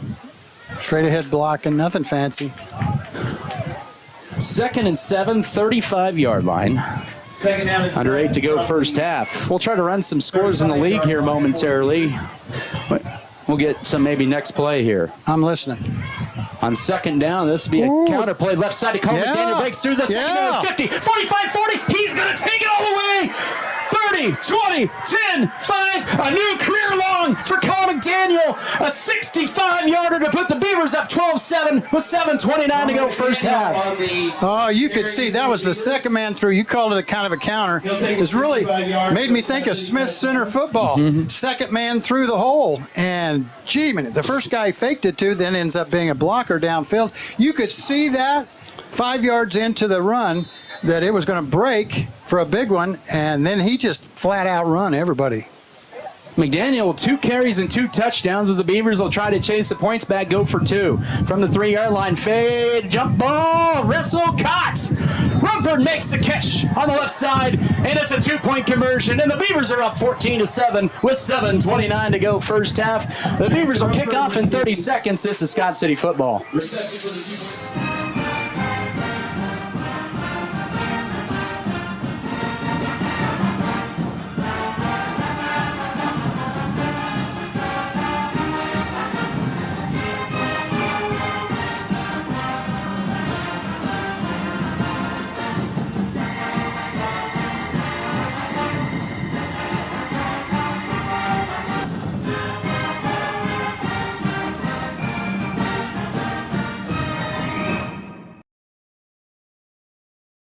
Sponsors of Beaver football providing water for us here once again. See them for custom labor and cheers, yes. As I take a drink of water, of course, but see them for all your water needs. They're the purest water in Scott City in western Kansas. Hey, I want to while we're talking, how about the class of 1973? Yes, we're having this weekend is this is my class. Yes, 50th anniversary high school class reunion this weekend. Tonight they were supposed to go to Mom and Pa's and order off the menu. Tomorrow we're going to have several tours around town and Buffalo Ranch maybe.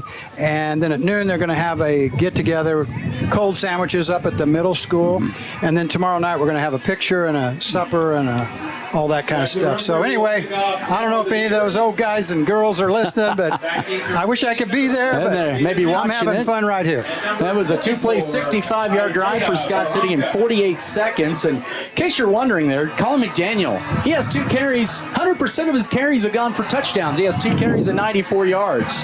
He only had 94 yards? Yeah. I figured he'd be over 100. I thought so too, but he's close. Okay. He had a 29-yard run and that 65-yard run. And we're waiting for Jackson Rumford waiting for the official to blow the whistle. He'll kick this one this time for the 40. Angles the right side and high end of her kick. Nobody getting to it right for Cimarron. It's a muff ball, but falling on it is going to be the freshman, Isaiah Bronca, at his own 26-yard line. That was a great kick in a great location. That's probably a planned deal. I mean, they didn't come up. Only the guy who was supposed to receive it was the only guy who thought he was supposed to go get it. Nobody else closer even come over to attempt. Hey, that was a good deal. And the wind probably held it up. All right. Yeah, let's see some more of that. Well, I promise you some scores. I'll get you some momentarily here. But we're seeing this 26-yard line for the Blue Jays, trailing for the first time, 14-7 with 7:24 to go here in half number 1. 4 receiver set, twin stack to both sides. Shotgun for Copper, claps the hands.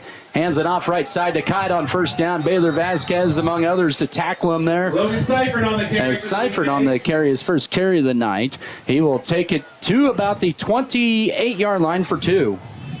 Gain of 2 on the play. Brings up second. Well, you got time for a score or 2 there? Yeah, it was Ray over Goodland at the end of the first quarter at 12-6. Also, Pratt over Larned at 22-6. Holcomb over Liberal midway second, 7-0. Also had Colby over Ulysses, 20-0 at the end of the first quarter. That's a shocker to me. That one is probably the bigger shocker of all the scores. 2nd and 8, ball at the 27-yard line. 28-yard line, excuse me. Copper back to pass. Will just chuck it up for grabs down the left sideline. It's underthrown and knocked away. Camden Volgamore had better position on it than the intended receiver, Logan Heddleston. At about the 43-yard line of Scott City, sets up a 3rd and 8. Well, Heddleston and Volgamore were running side by side, but Volgamore had inside position. Heddleston was on the backside. The ball was a little underthrown, so he had to come back kind of for it, and Volgamore was right there to bat it down. Copper, one of his first 4 passing for 26 yards on that touchdown play to Holden Kites. 3rd down and 8. Cimarron 2 of 6 on 3rd down. 14-7. Scott City lead mid-second.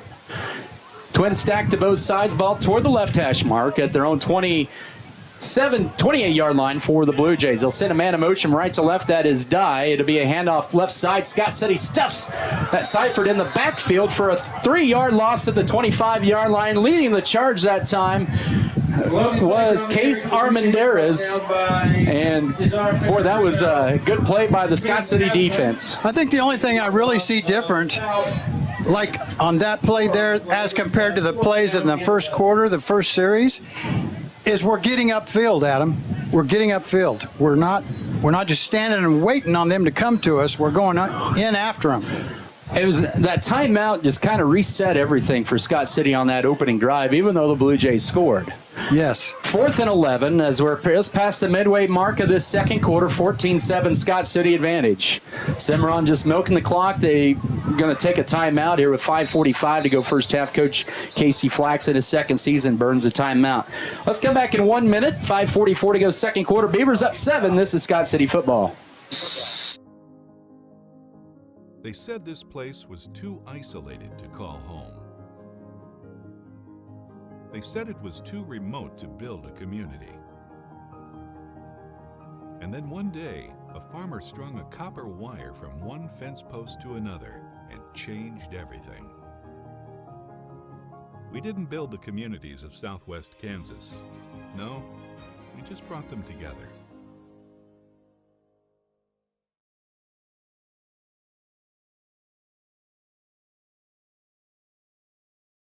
Western State Bank proudly supports Scott Community High School students and athletes as they prepare for another great year of achievements. Just as our students prepare for another successful year, we encourage you to be prepared for whatever life may bring you. Stop in and talk with the knowledgeable staff at Western State Bank, whether it be a new home loan, financing for your business, or any one of our checking and savings account options. We're here to help you. Make sure to check out all of our internet banking options provided at WSBKS.com. Western State Bank, member FDIC. And as always, go Beavers!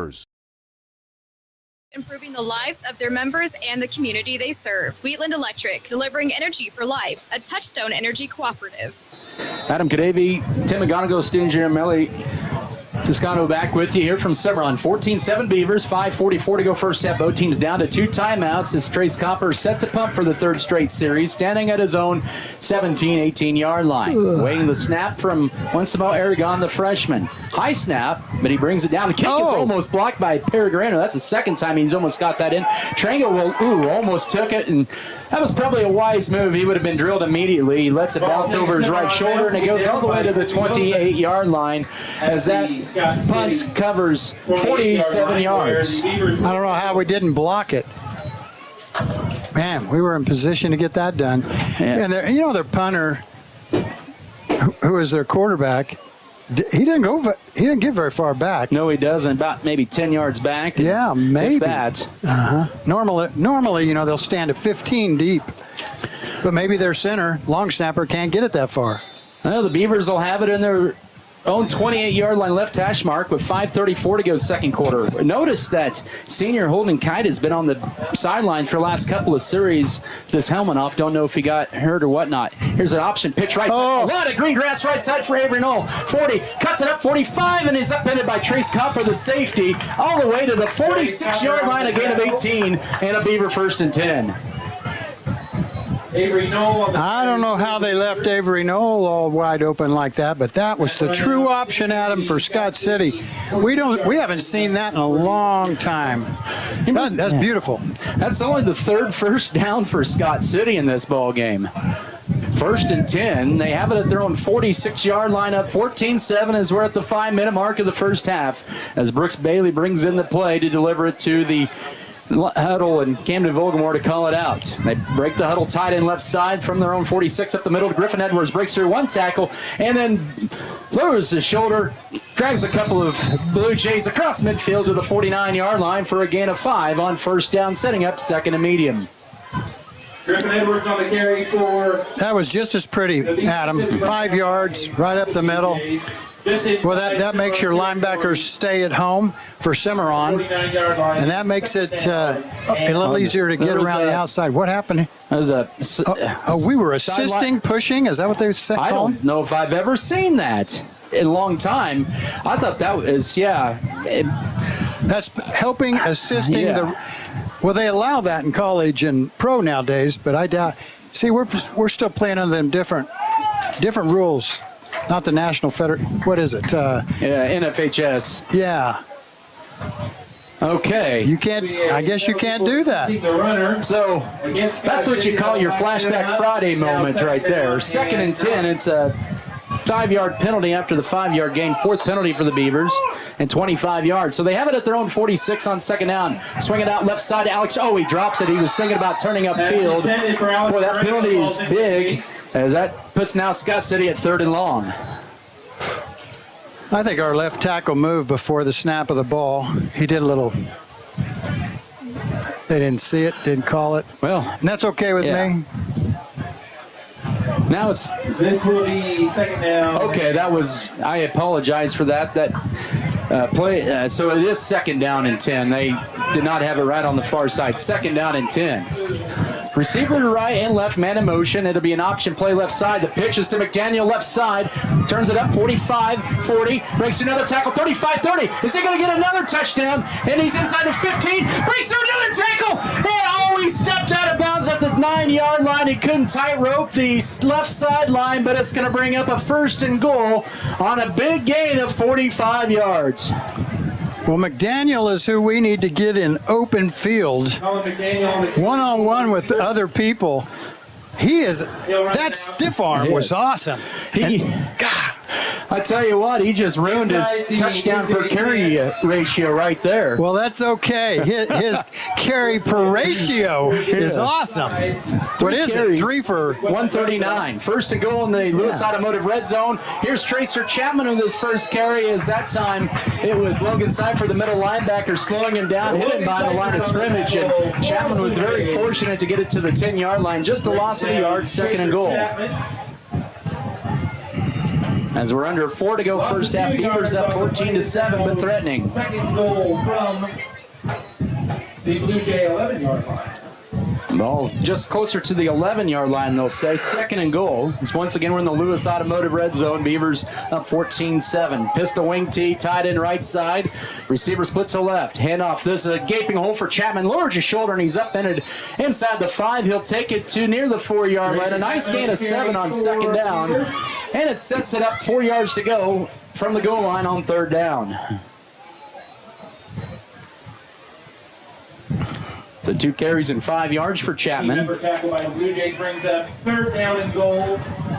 Scott City a year ago in the red zone. This is their first trip to the red zone, by the way, tonight. They were 79% scoring-wise last year, 25 touchdowns, a field goal. They did have 2 turnovers. Under 3 to go first half, 3 receiver set. We'll have official timeout taken by Cimarron. They're down to 1. We'll take it as well. 2:50 to go, second quarter, 14-7 Beaver lead. They're driving. We'll come back in a minute. This is Scott City football. Preparation pays on the Western State Bank proudly supports Scott Community High School students and athletes as they prepare for another great year of achievements. Just as our students prepare for another successful year, we encourage you to be prepared for whatever life may bring you. Stop in and talk with the knowledgeable staff at Western State Bank, whether it be a new home loan, financing for your business, or any one of our checking and savings account options. We're here to help you. Make sure to check out all of our internet banking options provided at WSBKS.com. Western State Bank, member FDIC. And as always, go Beavers!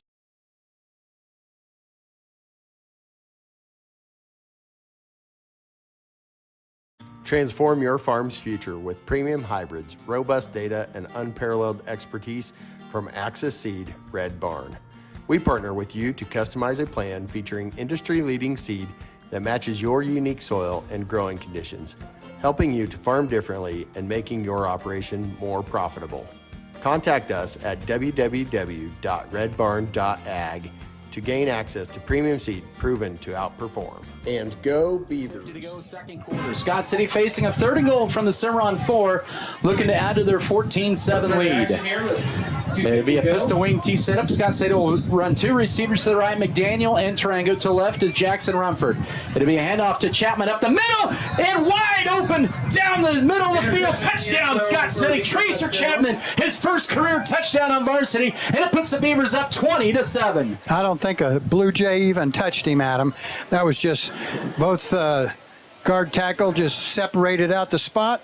He went right through. He had the fullback lean thing going on. Nobody even touched him. Scott City will kick the extra point with Junior Mesa, the freshman. Out of the hole to Colin McDaniel. The snap by Brevin Volgamore.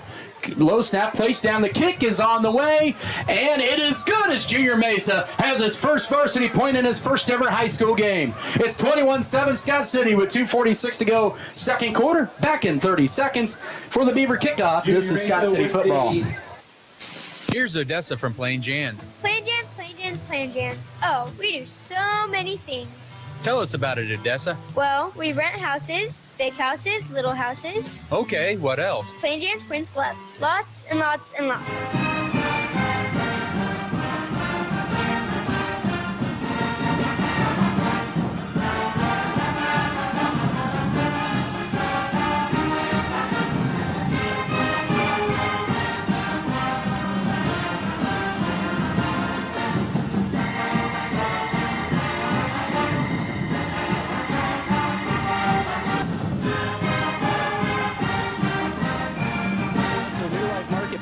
Platinum H Insurance and Pokey Feeders. A nice 7-play, 72-yard drive for the Beavers in 2:48. The Tracer Chapman 4-yard run, and the extra point kicked in by Junior Mason. Boy, that run by Tracer Chapman from 4 yards out on the left side.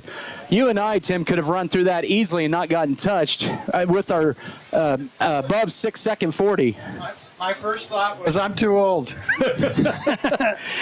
I've heard some guys, they talk and say, we could play with these kids. Are you kidding me? They're bigger, stronger, faster. They'd break us all in half if we were playing even at when we were juniors and seniors. This weightlifting going on, all that. And Jackson Rumford kicks this right side, and it's going to roll out of bounds to the 25. That was a good freshman play that time by Isaiah Bronca. He will let it roll out of bounds in front of him. It'll be, at the 15-yard line. It'll be spotted at the 35-yard line, where it will be 1st and 10 for Cimarron.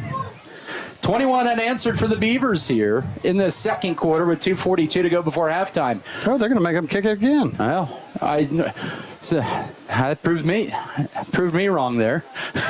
Yeah. Well, why not try to re-kick it and get a good return? Yeah. Well, if they would have taken it, wouldn't it have been into 35? Yes. So we'll see if we can improve on the kick or they can improve on the return. It's always 25 when they spot it. If it goes out of bounds where they spot, it's 25 yards from where they kick off. So here's Rumford, the approach, and he'll get the boot into this one. Keeps this one in the middle toward the right now, angling. It's going to be taken across the 30, 35, and he meets a wall across the 40 to about the 41-yard line. Goes Isaiah Bronca this time. Underneath there was Alex Tarango, among others, on the tackle. It's really weird, Tim. We see Alex Tarango out there. He wore number 22 last year. He decided to cut that number of his in half to 11 this year. Half the 11, yes. Yeah. So I'm still getting used to him, number 11. But by the end of this, in a couple more games, you'll be okay. Yeah. And same with Tracer Chapman. He goes from number 81 last year to a running back number 3. Tracer Chapman a year ago, I thought played well. He did. That's why this year I think he'll have a better season. They'll mark this at the 42-yard line left hash mark with 2:34 to go to win to the back of the Blue Jays. Scott City 21-7 lead on 1st and 10. Copper fakes the handoff, looking left side, and it's going to be just overthrown and incomplete. Logan Heddleston, the intended receiver. Camden Volgamore was with them most of the way. 2nd down and 10. This will bring up 2nd and 10. Well, Colin McDaniel is the defender on that. Maybe Cimarron should pick on somebody else. Yeah. Well, I guess they've tried Volgamore also. Yeah, that was Volgamore on that. I'm telling you, Adam, I think we have cornerbacks that can really run with the ball. Now, here we go. 2nd down play. Back to pass under duress and breaking through one tackle. Here's a scramble right side. That's a block in the back that's going to be thrown right away by the official on the Scott City side. As that time, struggling to get back to the line of scrimmage was Trace Copper. Well, one of the things I was going to say was, McDaniel is supposed to be an outside linebacker, but on the last 2 plays, he's playing on the wide out here. Well, I think that's a good move. All right, it is a block in the back and a little decision time for Scott City. They are going to decline the penalty. They still have 2 timeouts, so the run for nothing works, and it's going to set up 3rd and 10. Against the Blue Jays, that penalty will be declined. I think that's a good play. There's 2:17 to go on the clock. 3rd down for Cimarron. Scott City hopes they get the ball back. Yeah, they do have 2 timeouts, leading at 21-7. All 21 points for the Beavers have been in the second quarter. Cimarron had the ball for over 11 minutes in that first quarter. They had it for the first 9 minutes of the game on their opening drive. They scored on a 26-yard pass play to Holden Kai from Trace Copper. Cimarron 2 of 7 on 3rd downs, facing a 3rd and 10 as Copper rolls to his left, fires in the middle field. Nobody home, overthrowing his intended receiver on the slant pattern. That intended receiver was Colby Wilson, the sophomore, and it's a potential number 1, 2, 3 and outs for the Beaver defense. And 10. That just saved Scott City some time. Yes, it did. Incomplete pass. And it stops the clock with 1:50 to go first half. Keep in mind, this is a potential big stop for Scott City because it'll be their football to begin the 3rd quarter. Cimarron is showing like they may go for it on 4th and 10. They do, and now they'll line up that one in the backfield as a receiver to left. It's a 5 receiver set. They may punt out of it as well. Scott City does not have anybody back to receive the punt. And now they'll send another man, that's Wilson, from left to right on 4th and 10. And now Copper will back up with 5 to snap it, and Avery Knoll, the safety, may return this kick. It's a shorter kick, and it's going to angle right side, and it's going to roll inside the 25, inside the 20, and it's an effective punt as it rolls down to the 16-yard line. It's a 42-yard punt with 1:40 to go first half. Scott City 2 timeouts with a 21-7 lead. That time I watched that quarterback punter, and he was only 9 yards off the line of scrimmage. Scott City got close to him again to, my guess is somebody in the future, if not Scott City in the second half, somebody's going to block that punt. Beavers have it at their own 16-yard line. Let's see how aggressive they are. Remember, it is their football to begin the third quarter. I think they'll be very aggressive. I think they want to score. Pistol wing T with Trango receiver to the right. It's an option play. Volgamore's going to keep it. He's got room along the right side. 30, almost to the 30. He's got a first down at the 29-yard line. They'll be brought down right there by Logan Seifert for a gain of a baker's dozen and a Scott City 1st and 10. Just their 5th 1st and 10 of the game as they get up on the ball. Minute 25 to go. And they'll run a 2 receiver set to left, a wing to left, receiver to the right, pistol set up with Edwards behind Volgamore. He'll take the snap, roll to his left on 1st and 10. Looking for Trango, a little hitch pattern as the flag comes out. He's got the first down to the 44, but this one's coming back. Yeah, that's either a hold, be my guess. Lead to Alex Durango. He'll be brought down by Alex Schlesner. So it would have been a 1st and 10 near the 45, and so against the Beavers, that's, that'll back them, you talk about it's about 26 yards of field position there. Now, this is a new rule in high school this year, Tim. Even though the holding occurred 3 yards behind the line of scrimmage, it's 10 yards from the previous spot. So it's only going to be a 10-yard penalty, not would be a 13-yard penalty. So Scott City will have 1st and 20 at the 19. So it's not at the point where the hold was. Correct. It's from the line of scrimmage. That's correct. Oh, I love that call. And that's more lining toward the college and pro, so it's 1st and 20. Yeah, that's a better deal. That's going to back the Beavers. I like it. Yep, 6 Glad penalty. you told me. Yep, you're welcome. We got any other new ones? 19-yard. Not that I can remember. 1st and 20. It's good for the offense. Maybe not so good for the defense, but the clock will run on this whistle, and there it is. Scott City will run the pistol. Oh, we got movement all across. That should be an offsides. It looked like Cimarron jumped in the neutral zone first, but I think it's going to end up being on Scott City. Well, I thought it was on Cimarron all the way. That was the first movement I saw. Me, same here. I think that'll be 5 yards. Yep, okay, good call by the officials. They were right on it. We saw it, somewhat bird's eye view. All right, now will they start this clock when they get it? We'll find out here. It's after a penalty. You'd think they would not. If it's on the defense, yeah, I would think it's just a defense. Yep, no. Now here's a quick snap. Volgamore looking down the middle, jump ball situation. It is going to be knocked down that midfield. As that one hung in the air, the wind knocked it down and looked like Colin McDaniel was the intended receiver. 2nd and 15 with 1 minute exactly to go first half. 10, 15, 20, 25. Yep, they're at their own 24-yard line. That ball really only carried about 30 yards. Yeah, that wind in the air really held it up. It did. 2nd down and 15 for the Beavers. First completion for Camden Volgamore. Correction, he has 2 for 5. And now he'll throw it to the right side, just a little out in front of Colin McDaniel. He had pressure in the backfield by Andrew Bogner, 3rd and 15 with 55 seconds to go first half. Now if you're Scott City with this, do you still try to stay aggressive and not leave as much time for Cimarron? Cimarron got any timeouts? They got 1 left. I think I'd run something so we could run the clock. And if we maybe made 30 or 40 yards, then we could do something else. But right now, I want the clock running. Scott City does have 2 timeouts remaining as they'll split out Trango to the right, pistol wing T, tight end right side, man in motion. They'll toss right side and miscommunication, but Noel has it. Now he'll turn it upfield. He'll run it to across the 30 to the 31-yard line with 48 seconds to go. Cimarron going to call timeout? Well, let's see. It looks like they're not. Scott City now 1 of 3. Yep, he called timeout. All right. So 4th down and 8 coming up for Scott City. We'll just keep it right here with 37 seconds. Will take a timeout. Cimarron burns their final TO of the first half. Scott City does have 2. Well, after tonight, Scott City will have 3 consecutive home games. It'll be Military Appreciation Night on the brand new field turf next Friday against the Ray Eagles. And then in 2 weeks, it'll be Millwood from Oklahoma coming to town. Folks, that'll be the homecoming game. It was originally slated for TMP on the 22nd, but they had to move it up because of some other issues on the 22nd. So the 15th will be homecoming with Millwood, and then it'll be TMP Marion the 22nd at home at Darner Field. Okay. So that's the next 3 games for the Beavers, all at home. That'd be kind of nice. We don't have to go to Colorado or Oklahoma this year. Oh, I skipped them both last year. I listened to you. There you go. I'm glad they're at home. Yes.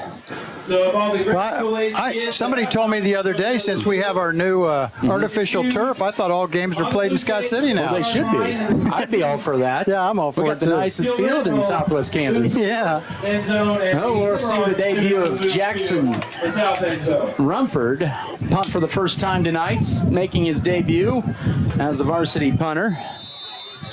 He'll stand at his own 16-yard line to take the snap from Brevin Volgamore. Good snap. And Rumford booms this one away high into the night. Copper lets it bounce inside the 30, inside the 25, and it'll lie dead at the 23-yard line. About a 45-yard punt with 26 seconds to go first half. Into a 18 to 20 mile an hour wind. Yes. What a... Seriously, how high that punt was? That was about a 4-second aim time. Man.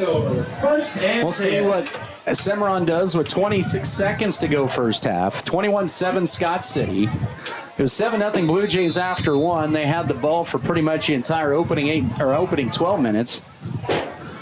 Copper line up his team with the 4 receiver set, twins stacked to both sides. 26 seconds, they're out of timeouts.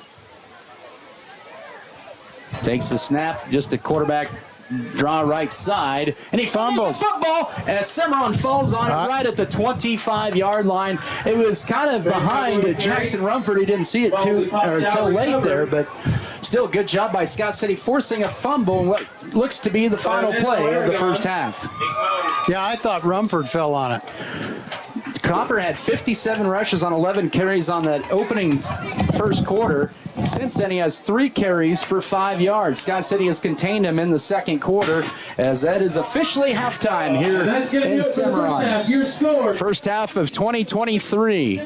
It's Scott City 21, Cimarron 7. We'll come back with a recap of this first half and stats and scores from across the state. We'll do that in 3 minutes. This is Scott City Beaver football. You know, nothing's better than homemade food. That's what you're going to get at Mom and Pop's Burger Stop, located in Scott City. What makes Mom and Pop's Burger Stop so good? They serve fresh burgers and slice up the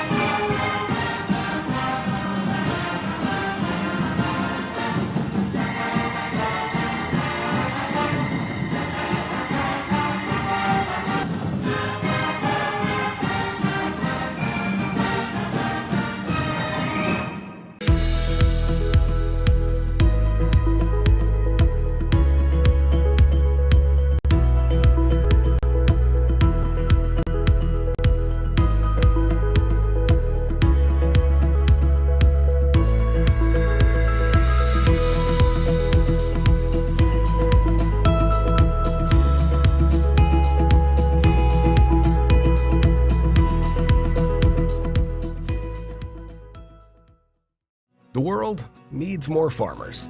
People who know the land. People who support rural communities. People who are as diverse as each acre they care for. But unless you've been born and raised on a family farm, it's nearly impossible to become a farmer. That's why we are building a team of people from our hometown and across the world to do what they love. We are not just a family farm. We are a multi-family farm. We are Volgamore Family Farms.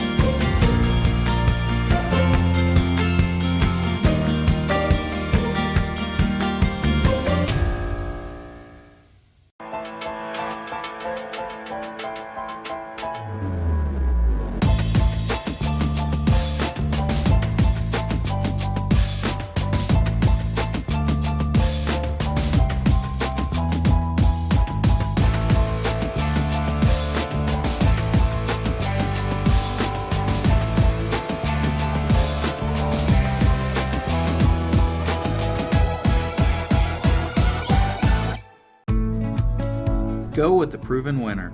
I'm Michael Trout from State Farm in Scott City. When it comes to auto insurance, we score big with our policyholders. We score on competitive rates, on customer service, and on satisfaction and speedy claim handling. Let us quote your autos today and make you a part of the Trout State Farm team. Call or stop by Michael Trout State Farm and you can be assured of our personal best. Go with the winner, Michael Trout State Farm, Scott City. As your local community foundation, we are dedicated to preserving local wealth so the communities in and around Scott County will forever remain an attractive place to live, work, and raise a family. We respond to the needs of our community through grant making, scholarships, and other special projects. To learn more, visit us online at scottcf.org.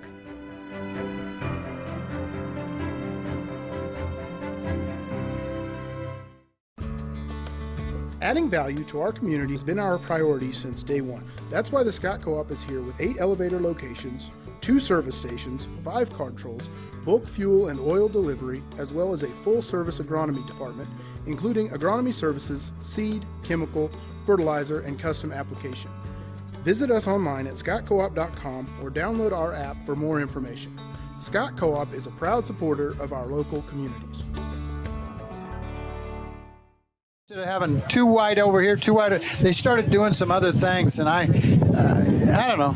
I thought Scott City settled down real well, and then Colin McDaniel had them 2 big runs, touchdowns. Things just calmed down for Scott City. Yeah, that they did. We'll get to the scoring summary here real quickly. And it was all Cimarron first quarter, as I mentioned. They took the opening drive, 18 plays, 77 yards, and 9:04 off the clock. And on 4th down and long from the 26-yard line on 4th and 18, a shot over the shoulder catch by Trace Copper to Holden Kite for the touchdown. Hopefully you can hear me. And the extra point was kicked in by David Mendez to make it 7-0. Scott City would take the ensuing kickoff from their own 23 across to the 45 of Cimarron, about a 32-yard kickoff return. They would fumble it, and Cimarron recover at their own 40, but Scott City's defense, 4 consecutive drives for the Blue Jays late first quarter, and all their 3 drives in the second quarter, except the end of the half, were 3 and out. Scott City's first drive was a scoring drive. They would go a minute 44 off the clock in the first minute of the second quarter on a 4-play drive covering 77 yards. It was Colin McDaniel from 29 yards out. Scott City had missed the 2-point conversion and trailed 7-6. That was set up by a 49-yard pass play on 3rd down to Alex Durango from quarterback Camden Volgamore. Scott City forced a 3 and out, and then it was a 2-play 65-yard drive that took 48 seconds, actually 69-yard drive that took 48 seconds. It was a 65-yard run, a career-long run for Colin McDaniel, and the Beavers would convert the 2-point conversion, Volgamore to Rumford, to make it 14-7 Scott City. Another Blue Jay 3 and out. Scott City would score on a Tracer Chapman 4-yard punch-in from 2:46 to go second quarter. That capped off a nice 7-play, 72-yard drive in 2:48. And then it was the freshman, Junior Mesa, with the PAT, making it 21-7. Cimarron go 3 and out. Scott City would have a penalty that denied him a first down after a holding call. And then the Beavers would be forced to punt, and Cimarron would run 1 play, and that would be the end of your half. 21-7 your score. All right. Hopefully you got all that. Well, I wonder if they heard you with the music. They were playing a little game out here. They took all the Cimarron and Scott City kids, and they had to leave their shoes at midfield. Then they went to the goal line, and when they went go, then everybody had to come. And the cheerleaders, in the meantime, were throwing shoes all over the field. So you had to run out there and find your shoes. Maybe as a guy that's in his late 30s, that feels like torture. People throwing your shoes around when you're trying to find them. Oh, Adam, yeah, I'm not a barefoot guy either. I imagine it would feel pretty nice on the grass, but man, you talk about mass chaos. Yeah, there was mass chaos. That was entertaining to watch when I popped my head up there, for sure. It was good. We should have been calling play-by-play on that. Yes. Well, let's go ahead and take another 3-minute timeout. It is a 21-7 Scott City lead. We'll have stats, scores from across the state, and your second half coming up here. We're in your Precision Ag and Seed halftime show. We'll take another 3-minute break. This is Scott City Beaver football. Plus, it's about so much more than just providing the technology. It's about enriching the communities we live in. Because your community is our community. Where you live, where you work, where you play. We do too. Whatever you do, and wherever you are, our service supports you. Next Tech Wireless. We are Kansas. There's nothing more spacious than Western Kansas, and nobody closer than our communities. We are determined to keep our communities connected to schools, kids to teachers and parents. We believe a connected world is a better place. We're more than what we do for our hometowns. It's what we do with our hometowns. S&T is proud to be your family, your friends, your neighbor.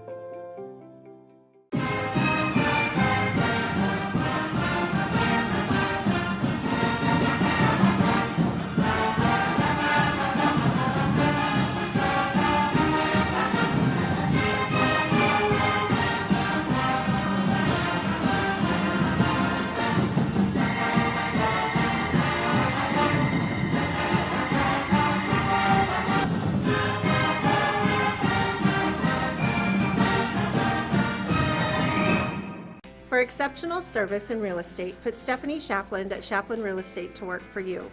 Property homework is what we do best at Shapland Real Estate. We put forth every effort to get results that move you. Our expertise in buying and selling residential, commercial, and agriculture property is built on the tradition of trust and thoroughness that you deserve. Shapland Real Estate takes pride in our community and in cheering on our students in all that they do. Give Shapland Real Estate a call or visit our website today. BBN is brought to you by HRC Feed Yards, J&R, Next Tech Wireless, Red Barn Enterprises, S&T Communications, Scott County Hospital, Scott Co-op, Security State Bank,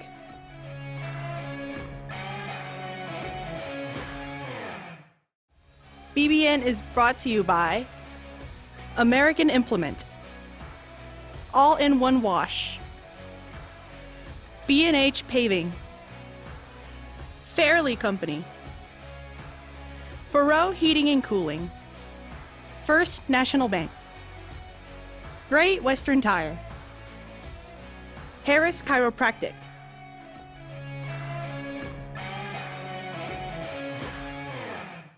Sports have this amazing way of making a positive impact in our community, whether it's helping children, boosting local economies, or creating role models. That's our goal at American Implement, too. We believe in being a part of the communities we serve by just being a good neighbor. Thanks for being ours. Fairley Feed Yard is dedicated to investing in our facilities and staff to provide the best experience possible for the cattle feeder and, in the end, the consumers of our product. We are always in the market to purchase corn and other commodities from local producers. Call our office at 620-872-2111 for current pricing. Our dedicated employees and their families are very important to us, and we are proud of their children that are current Beavers and individuals that will grow into those roles in the future. Fairley Feed Yard is privileged to support Scott City youth and are honored to cheer on the Beavers. The Beavers had 188 yards on the ground on just 11 carries, led by Colin McDaniels, 139 on 3 and 2 touchdowns. Avery Knoll had 23 on 3 carries. Also 2 of 5 passing for 56 yards for Camden Vogelmore. 49 of those down Strangle, the other 7 to Jackson Run. For the Beavers had 5 first and 10s, 1 punt, 1 turnover. They were just 1 of 2 on 3rd down, 6 penalties, in the first half for the Beavers for 40 yards. For Cimarron, they ended up with 95 yards. After that opening drive by Cimarron, where they went 77 yards, they've only had 18 yards since the first quarter, or since that opening drive. Actually, most of that was in that opening drive with the penalties and everything. They had 79 yards of offense on the ground, 26 carries, 62 of those to Trace Copper on 14 carries. After the first quarter, he has 3 carries for 5 yards. Also, Copper 1 of 6 for 26 yards, that touchdown pass to Holden Kite, who did not play in that second quarter due to an injury, looked like. The Blue Jays had 5 first and 10s on that opening drive, 4 punts, no turnovers. They were 2 of 8 on third down and 2 of 2 on fourth down. They had 5 penalties for 40 yards. So that's what the stats look like. Scott City dominating the passing yards, or the total yards. Cimarron dominating the time of possession, but the scoreboard's what matters the most. 21-7, Scott City with the break. We'll take a 2-minute timeout, our final timeout of the break, and come back with the second half. We'll have scores as well. This is Scott City Beaver football.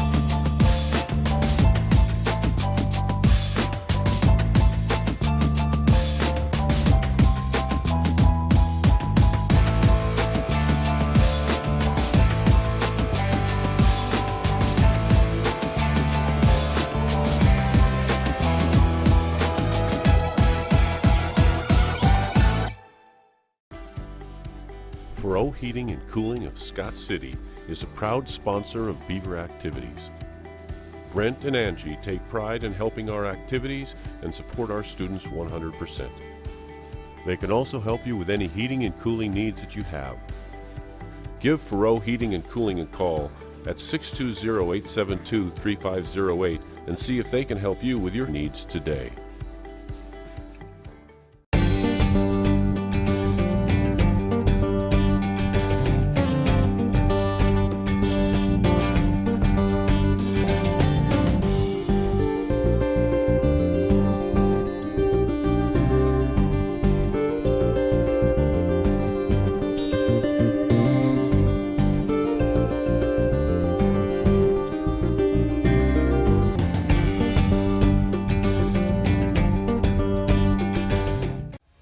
BBN is supported by Shapland Real Estate, State Farm, The Original Grande, Bullertson Family Dentistry, Volgamore Family Farms, Western State Bank, Wood River Energy, Scott Community Foundation,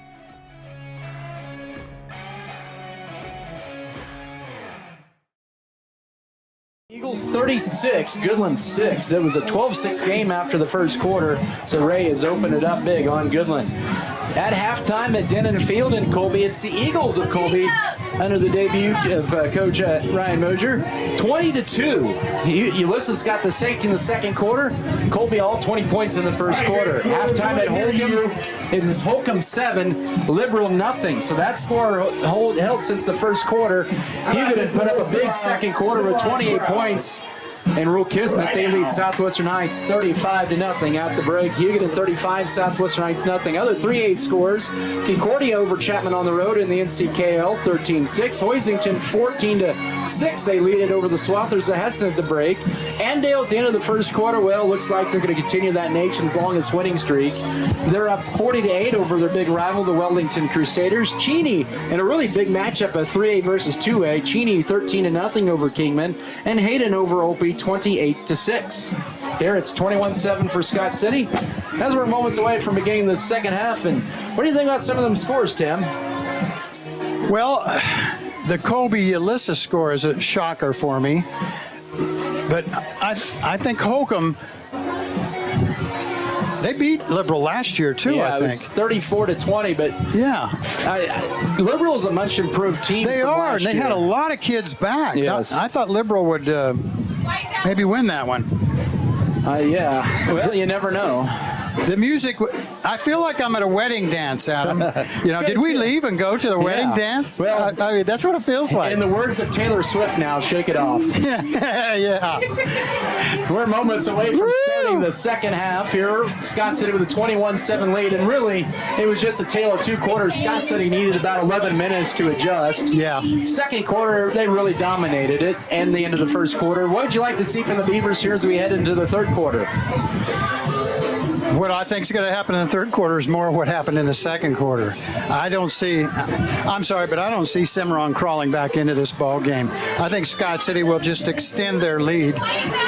The thing we haven't seen, Adam, that I talked about in pregame, cramps. We haven't seen any of that. Well, we're not to the end of the third quarter yet. I know, but with the heat and everything, maybe everybody has kind of learned their lesson and they're pre-hydrating yesterday so they wouldn't have those issues. By the way, we've played 12 minutes and 46 seconds more this series than last year. Remember, we cut down to the 46-second mark of the first quarter because of the lightning. Well, we've played 12 minutes and 46 more in this series than we did last year. I don't remember that at all. Oh, I do. First quarter, that lightning delay. Here we go. I remember the lights exploding here. What was that? 2 years ago? 2017, I think. Yeah. Here we go. It's Mendez to kick it off to begin this third quarter. Scott City will have the wind in their face for the third 12 minutes. It's about 86 degrees. It's cooled off a little bit more as we wait for the official to walk back and blow the whistle. Alex Tarango, Colin McDaniel patiently waiting inside their own 10-yard line. Here's the approach, and squib kick to begin the second half. It's a live ball, but nicely fallen on by the Beavers at their own 35-yard line, and it was Cesar Peregrino, the senior, falling on it right there at their 35-yard line, right hash mark. Yeah, kind of a little pooch kick. See if they catch Scott City sleeping. Well, this line for Scott City has been pretty good here tonight. Brevin Volgamore getting his first career start at center. And then you get Emilio Contreras, Oscar Mendez along that front wall. And Braden Bruner, right tackle. Tanner Gooden, left tackles. Came to Volgamore, bring into play from the sideline. And offensive coordinator, Brian Gentry. 8th year as the offensive coordinator for the Beavers. 1st and 10, Scott City. Receiver, Tarango split wide left. Man in motion, it'll be a counter play right side to Avery Knoll. Oh, he breaks through a tackle, down the seam, 50, 40, Copper trying to get him, down to the outside numbers, 20, inside the 10, sidesteps, and he gets tackled right at the 10-yard line, and he almost broke it there. A 55-yard run, a career long for Avery Knoll, and it's 1st and 10 at the 11. Avery Knoll showed some nice speed there. After he broke that tackle 5, 7, 8 yards downfield, did a little spin move to get away from that defender, and then it was just a foot race. And it's at the 11, so they'll short him a yard. 54-yard run, a career run. 1st and 10 at the Blue Jay 11-yard line. First minute plus of this second half. 21-7, Scott City lead is there in the Lewis Automotive red zone for the second time tonight. Rumford to left, 2 receivers to the right, half wing to the left. It'll be a handoff to Chapman. No, he fumbled, but Scott City does fall on it back at the 11-yard line. Chapman falls on it. So, nothing lost for the Beavers except a down, 2nd down and 10. Chapman with a touchdown run earlier in this game in the second quarter. You hate to see us even drop the ball on anything. Just exchange is where it happened. 2nd and 10, yep. He didn't get hit or anything. It just come loose. A 4 receiver set. Volgamore on 2nd down, looking left, jump ball to the end zone. It's going to be dropped by Rumford right at the goal line.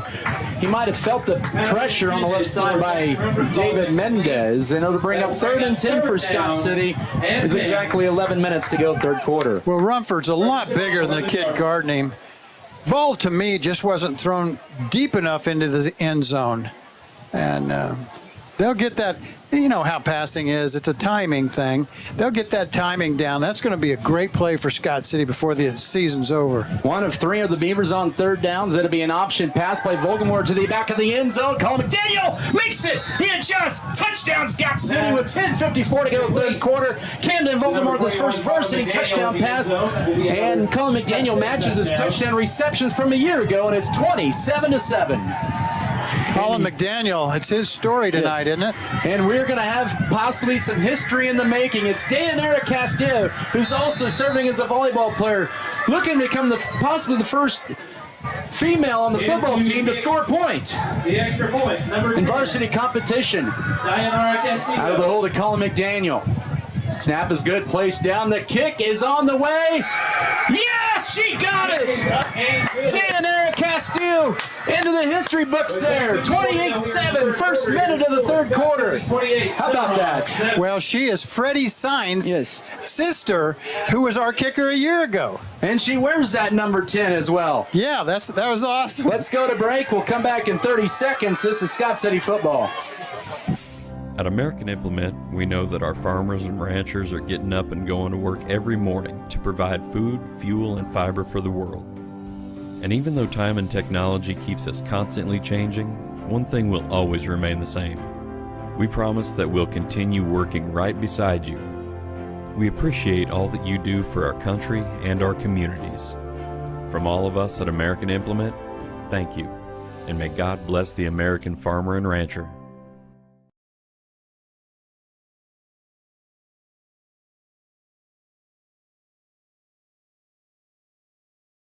Financial Services, Rotor Beacon Green Agency, Scott City Eye Center, Scott City Pharmacy Giftologist, Scott Community Foundation, Scott County Abstract and Title Company, Scott Cooperative Association, and Scott County Hospital.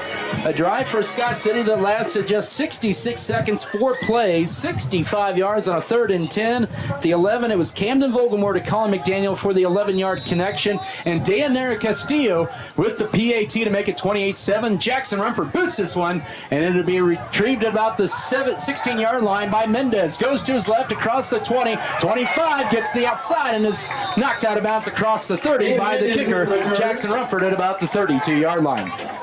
Could be brought down at the... Nice kick and a nice return. Absolutely. Where the Blue Jay offense will take over. So McDaniel with 3 touchdowns tonight, 2 on the ground, 1 through the air. After that last one, 28 unanswered for the Beavers. 1st and 10 Cimarron, as they will have the ball marked at their own 32-yard line. Opening drive for the Blue Jays this second half, trailing by 3 scores, 28-7. Now what? They're waiting on a different football? I don't know. Yep, that's what it is. See the official, Ron Spencer, walking the football and then tosses it to the judge or the official to place it. And so there we go. We're back to action. 4 receiver set, twin stack to both sides for the Blue Jays. Ball on the left hash mark. They're going to reset the play clock. It should be a 25-second play clock, I believe. Yep, there we go. And now we're back to action. Empty backfield with a wing to the right as well for Cimarron at their own 32-yard line. Kind of a high snap. Copper looking at his right now. Will just tuck it up and run. Gets by 1, gets by 2, and he's got room on the outside. Nice open field tackle, though, made by Alex Tarango, but not before an 11-yard gain to the 43-yard line. And that is the first down for the Blue Jays since the first quarter. Copper, I mean, he is so fast and elusive. He's a threat. Yes, he is. 10.5 to go third quarter. 28-7 Scott City. The Blue Jays with their first down since the first quarter. I just got into it and I was like, hey, here it is. I got her name.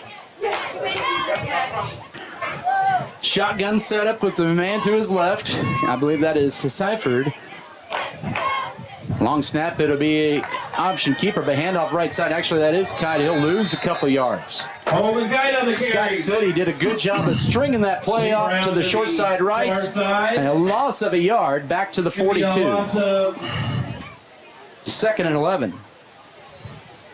Make that 2nd and 12. On the play brings up 2nd down and 12. It carries 15 yards for Kite. He did not play in that second quarter. I don't know if he had an injury or something. He had his helmet off that entire second quarter, but he's back in there. As Cimarron with their third play of this possession at their own 41-yard line, down 28-7, 9.5 to go third quarter. 2 in stacked to both sides. Ball on the right hash mark as Cimarron has the wind at their back. He'll empty the backfield, send a man in motion left. Here's Copper looking down the middle of the field. Passes behind the intended receiver, which is Logan Heddleston, at about midfield, setting up a 3rd and 12. They'll bring a 3rd down and 12. With that man being in motion out here to the wide side of the field, I thought they were probably going to throw it to him, be a second pass going downfield. Lateral, then another pass. Maybe they're setting that up. 3rd down and 12. They are 2 of 8 on 3rd downs. They've missed their last 6 3rd downs. Have the Cimarron Blue Jays trailing this one now 28-7. They had a 9-minute opening drive. They'll set up a tunnel screen left side or maybe a halfback pass, but Scott City strings it out nicely. Volgamore slows him down, and then Jackson Redford, Colin McDaniel finish him on the pass to Heddleston. He'll lose yards all the way back to the 36 on a 3rd down and 12. It's going to bring up 4th and 17. Yeah, they wanted to get the ball out here on an island to him and hopefully be a one-on-one situation, but the ball just took forever to get to him, which allowed the defense to come, and there were 3 Beavers there ready to take him down. Ryan Lotta, who's back out for football. Good to see him back out there. He's in as one of those linebacker spots. Cimarron in their empty formation. They will punt it out of this formation, though. They'll send a wing to the right. They have now Copperell be back a couple of yards. He'll be at his own 28-yard line, about 8 yards back from the original, or from the line of scrimmage. Tarango set to receive this, and it'll be a rugby-style kick and almost blocked by Lotta. Tarango let it bounce in front of him. He'll stop and just let it drop at the 24-yard line. So with 8:19 to go third quarter, that punt, 14, 34, 40 yards, and no return. 5-yard line. 1st and 10 Beavers. Well, every time that he does that rugby punt, runs out to the right, tries to decide if he's going to run or not, and then he punts it. We've come so close to blocking it. I imagine that's the plan. Eventually, they'll probably run with that ball. Maybe not in our game, but in the future games. Absolutely. 1st and 10 Beavers, their second possession of the half. Looking to add to their 28-7 lead as they break the huddle with kind of their traditional wing T look. Pistol setup. It'll be a busted play. Volgamore will make something out of nothing, and he'll get 2 yards to the 31-yard line. And miscommunication in there. Tackle made for the Blue Jays by Logan Seifert, 2nd and 8. Yeah, Cimarron had penetration on that one and got in the backfield. Not much to do. Volgamore just took off back to the inside. All right, 2nd and 8, 31-yard line, middle of the field, 7:50 to go third quarter, 28-7. Here's Volgamore rolling to his left on 2nd down, swinging out the flats, caught by Knoll, turns the corners, got a 1st down across the 35, and that's where he'll be out of bounds for a nice gain of 9 on 2nd and 8. And the clock will continue to roll with 7:38 to go third quarter. How many times have we thrown the ball overall? 7, 4 of 7 for 76 yards and a touchdown. Yeah. Knoll's first catch of the year. A year ago, Knoll caught, look it over here, 10 receptions, had 10 catches for 170 yards. Pistol wing tee from the 36. Handoff left side. Here's McDaniel. Breaks through there. 50, 45, 50. Sidesteps another one. 45. Down the left sideline. Copper trying to corral him inside the 30. Spins through another one. And he's taken down inside the 25 to the 23-yard line. McDaniel will not go down. And he gets a big gain and flips the field to the Blue Jay 23-yard line. Well, there you go. Colin McDaniel has been playing since he was a sophomore. And he hasn't figured out how to do this. Use that right hand. Got the ball in his left hand, using that right hand, and pushes the defender away. Whether it's well, here we go. We're going to the next play. At the Blue Jay 23-yard line, 1st and 10 as we approach 7 to go third quarter. Scott City will run a 2 tight end, pistol wing tee, fumbled snap, and Volgamore will pick it up, and he'll get drilled immediately at the 26, maybe 27-yard line. So the loss of 4 puts the Beavers behind schedule, 2nd and 14. Well, we've put the ball on the ground at least 3 times, maybe 4 in the game. Could have lost all of them, but quick hands by Scott City after they fumbled to get it back. But boy, that's something that the coaches would want to work on. You know, always, what can we work on for next game? Well, how about holding on to the football all the time? 5th play of the drive, 2nd down play. Play fake. Volgamore looking right, looking down the field. Pass is caught by Rumford inside the 10 as a flag comes out, and they're going to get a holding on Scott City across the 10 as Rumford took it to the 4. Boy, that's a tough penalty. It looked like maybe the official saw Trango's hands on the outside, and so it'll be a mark from the spot at the 9. It'll be 2nd down, probably at about, we'll call it 6 or 7 when it's all marked off. Now, on a play like this, Adam, will they take the hold from the spot of the flag or from where the ball ended up? Ball from the spot of the foul. Okay.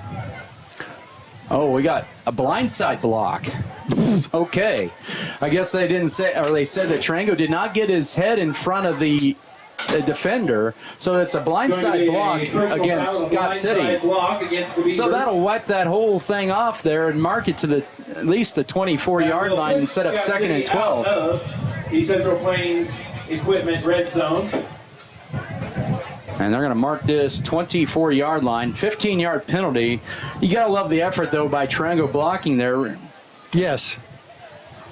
Oh, you know how it is, Adam. Yeah. You hit a guy in the face when you're blocking him, and then some guys are taught to turn and twist so that when the ref actually sees you, you got your back to him. That'll actually go down as a net 2-yard reception for Rumford. Or a 15-yard reception there. 2nd down coming up, rolling to his left and now they have a man wide open. It's going to be McDaniel, touchdown. He was wide open. Wow. Colin McDaniel got behind the secondary. He now has a 4-touchdown night. So to go here in the 3rd quarter. It's 34-7 Beavers. He was, Adam. I mean, when that ball, when Volgamore started to throw the ball, I don't think there was anybody within 8-9 yards of him. At least from our angle, that's how it looked. So 1st and 10, McDaniel now with 4 TDs on the night. That one from 24 yards out. And now we have Junior Mason for point number 35, but hold on, we've got a flag. I think there's movement on Scott City. Offsides, I think, that might have been offsides on Cimarron. Scott City's pointing at Cimarron. Now, does this change? Oh, they're calling it on Cimarron. Yep, offsides. Just it looks like the call will be kick it again. They need the practice. Well, maybe what I'm thinking is, will they decline the penalty and keep it at the 3? So Colin McDaniel with 2 receptions, 35 yards, and a touchdown. That pass actually was good for 17 yards to Jackson Rumford from the 26 to the 9. So he has 2 receptions for 24 yards. Camden Volgamore now 6 of 9 passing for 117 yards and 2 touchdowns. They're just going to decline the penalty and kick it from the 10. Out of the hold of McDaniel. Oh, now we got movement again. Scott City moved on this one. Yep, you can see that left side there. Let's back up 5. That's okay. Let's see. Yeah. Back up 5 yards and do it again. Junior Mesa uses a kicking shoe with that right foot. It's got a flat toe on the front. Flat on the front of the shoe, I should say. Yeah, but he's kicking. I know he's using a kicking shoe. Oh, okay. That's what I was trying to say. But he's still doing the soccer kick. Oh yeah, the extra point kick. Yep. This time he'll kick it from the 15, so it'll be worth a 25-yard kick. Right kind of on his border into the wind. Placed down. This is going to be up, and it's got the distance, and it's good. Mason 2 for 2 on the night on PATs, and the Beavers extend their lead to 35-7. 6:08 here in the 3rd. We'll come back with the kickoff in 30 seconds. This is Beaver football. For over 80 years, Farm Bureau Financial Service. BBN is supported by JW Enterprises, Lone Tree Farms, Pioneer Communications, Beaver Booster Club,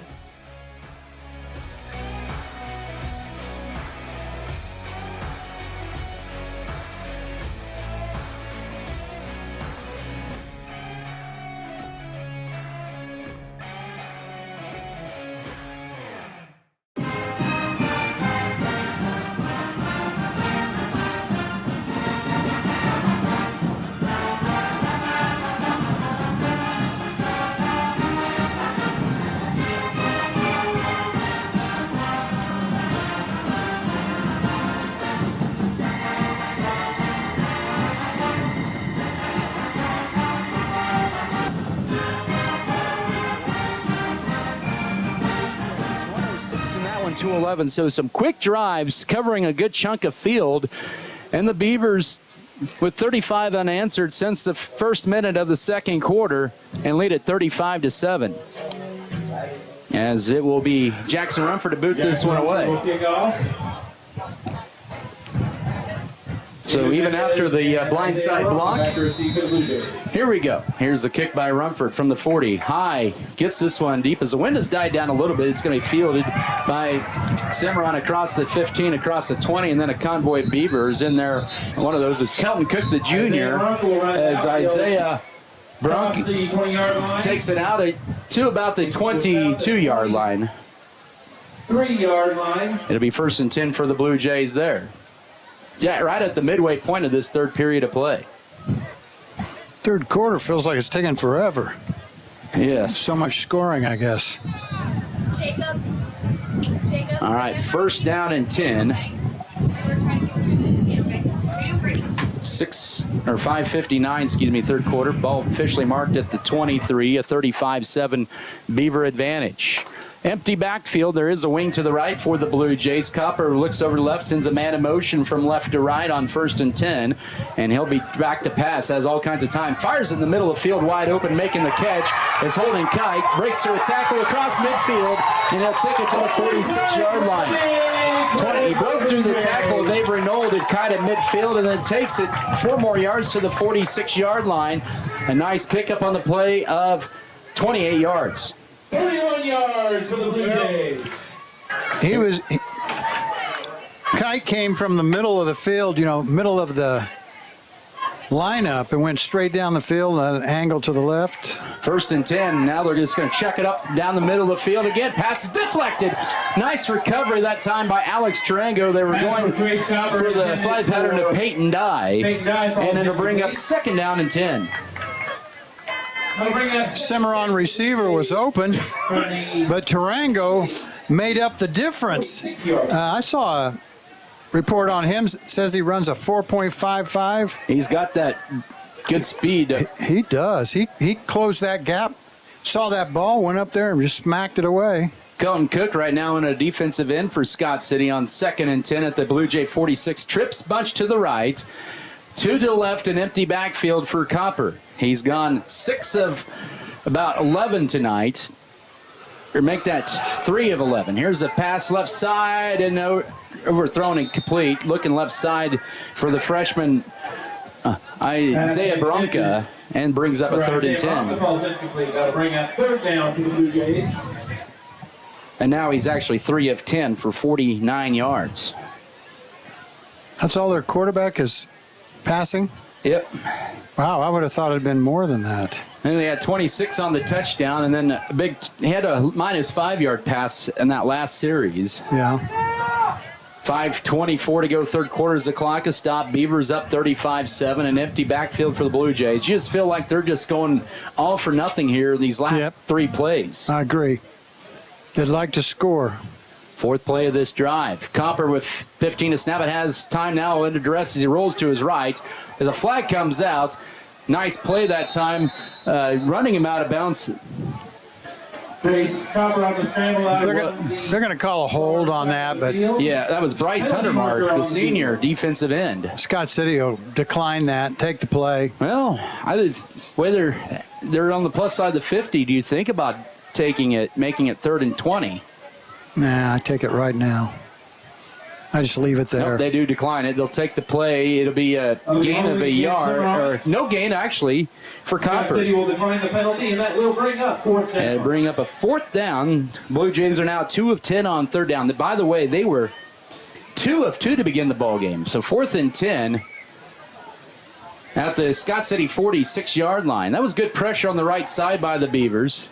Cimarron, though, is a perfect 2 of 2 on 4th down. They'll send a man in motion. They're in their empty set. Now they'll show like they're going to punt, and they'll send another man in motion from left to right. That is Logan Heddleston. It'll be a high snap this time for Copper, and he gets roughed into. No call. They were trying to go for the block, and then it takes a Cimarron bounce inside the 25 and then downed accidentally right at the 20-yard line by Holden Kite. I don't know if he wanted to catch that one. But Copper got hit as he punted it. and it'll be good for just a 25-yard punt with 5:07 to go third quarter. I'm shocked he got 25 yards. I didn't think he'd get anything because, I mean, he was hit as he's punting it. I don't know how they do that. You got to be patient, that's for sure. Well, I just think you ought to punt it or run it. Colby has extended their lead on Ulysses at 26-2 at the end of the third quarter. Wow, I'm shocked by that. Pistol wing T with the receiver right and receiver left. Here's Vogelmore, a little slant pattern. Pass is caught up in the air, and now here's Alex Tarango dragging 2-3 Blue Jays all the way to midfield. Trace Copper made the initial hit on Copper, and then he drug him about 5 or so yards and then drug another Blue Jay to midfield for a gain of 29. Nice pass, nice catch. Line blocked well to allow Vogelmore to throw the ball downfield, and Tarango. Wow, what a play. Vogelmore now up to 146 yards and 2 touchdowns on 7 of 12 passing. It'll be an option play. Vogelmore will keep it himself, turns it upfield, and across the 45, he'll be brought down by a flock of Blue Jays at the 43 for a gain of 6. Making the initial hit on the back end of that was Landon Hausman, the 185-pound junior, the D end. Vogelmore is gimping around there. I think they're going to take him out. Well, we'll see here. Nope. Where are they? Play, 2nd down and 4. 2nd and 4 as we're approaching. That's just Tarango bringing in the play. Yep. Well, now he's coming back out. Well, no, I'm trying. He split to the left. First game jitters there. 2nd down and 4. 43 of Cimarron. Handoff play left side. McDaniel didn't get a clean handoff. Now he'll bounce to the outside. 35, 30, sidesteps 125 and down to the 21-yard line. He made a lot out of what it looked like was going to be maybe a 5 to 10-yard gain on a 22-yard run to left side as he is getting closer to that 200-yard mark. Wow, McDaniel is just uses these blockers. I mean, he's reading the field with the use of his blockers, staying behind him, cutting at the right opportunity, making it easy for the blocker to make a block by getting the defender to move and then cut back. Oh, wow. He's got it. He actually is right at 200 yards, 201. Here's a handoff right side to Chapman on first down to the stiff arm across the 20 outside the numbers. Chapman 15, 10, 5, and almost drug a Blue Jay to the end zone, but he steps out at the 5-yard line, a gain of 16, and now he's still shaking up at the end of the play. Hopefully he's getting up right away. And hopefully it's nothing but maybe just that might be our first cramp of the night. 3:26 to go third quarter. What a nice play though by Chapman as he will go out of bounds. 4 carries, 21 yards for him. Well, that's what we hope it is. It's just but he ran off the field and he looks fine over there. Maybe he cramped up. 13th, 1st and 10 tonight for the Beavers here at 3:26 to go third quarter and looking to add to this 35-7 lead. And this team, this needed a first quarter to get by them, and then they've been just nothing but solid. And now in the backfield for the first time is Pierce Vallejo, the sophomore. He gets the carry, left side, follows, gets close. Oh, they're going to say he's marked just shy of the goal line at the 1-foot line. I give it to him again. Here's Vallejo on the run for the Beavers. He'll be down near the goal line at the 1. So Vallejo with the 4-yard run officially. 2nd and goal at the 1. As we're now down to 3 minutes to go third quarter, just inside the 1. Scott City looking for the 41st point. Vallejo, no, he's going to be dropped for a 2-yard loss as that time Cimarron brought the house. Cimarron thought the same thing that I did. Vallejo's going to get the ball. Let's go get him. They'll mark this one just inside the 3-yard line, where it's going to bring up 3rd and goal. Stop short of the goal line to bring up 3rd down and goal. Scott City in the Lewis Automotive red zone for just the 2nd time tonight, under 2.5 to go third quarter. They are 3 of 4 on third, or make that 2 of 3 on third down tonight, as it'll be Tarango split wide to the right. 13 to snap it as Scott City just breaks the huddle. Vallejo still that tailback, and that pistol wing T setup It'll be back to pass, little pop pass caught, and then bowling his way is McDaniel. He'll be stopped right at the 1-yard line. He tried to back his way in, but it's going to bring up 4th and goal at the 1. Nate Dye and Trace Copper on the stop for the Blue Jays. Vogelmoor 148 yards passing tonight on 8 of 13 attempts. 4th and goal. Oh, I think. Well, I like it. We're throwing the ball a little more. 4th and goal at the 1. We've had a option shown tonight. Here we go. 4th and goal, 2 tight end setup.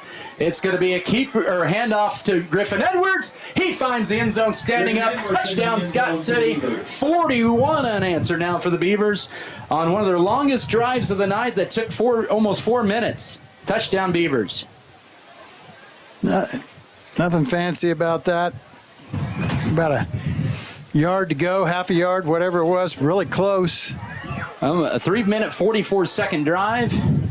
And Dayanara Castillo will attempt her second PAT of the night. Signs Castillo. Sorry, yeah. I'm just going by what's on the program. School, so yeah.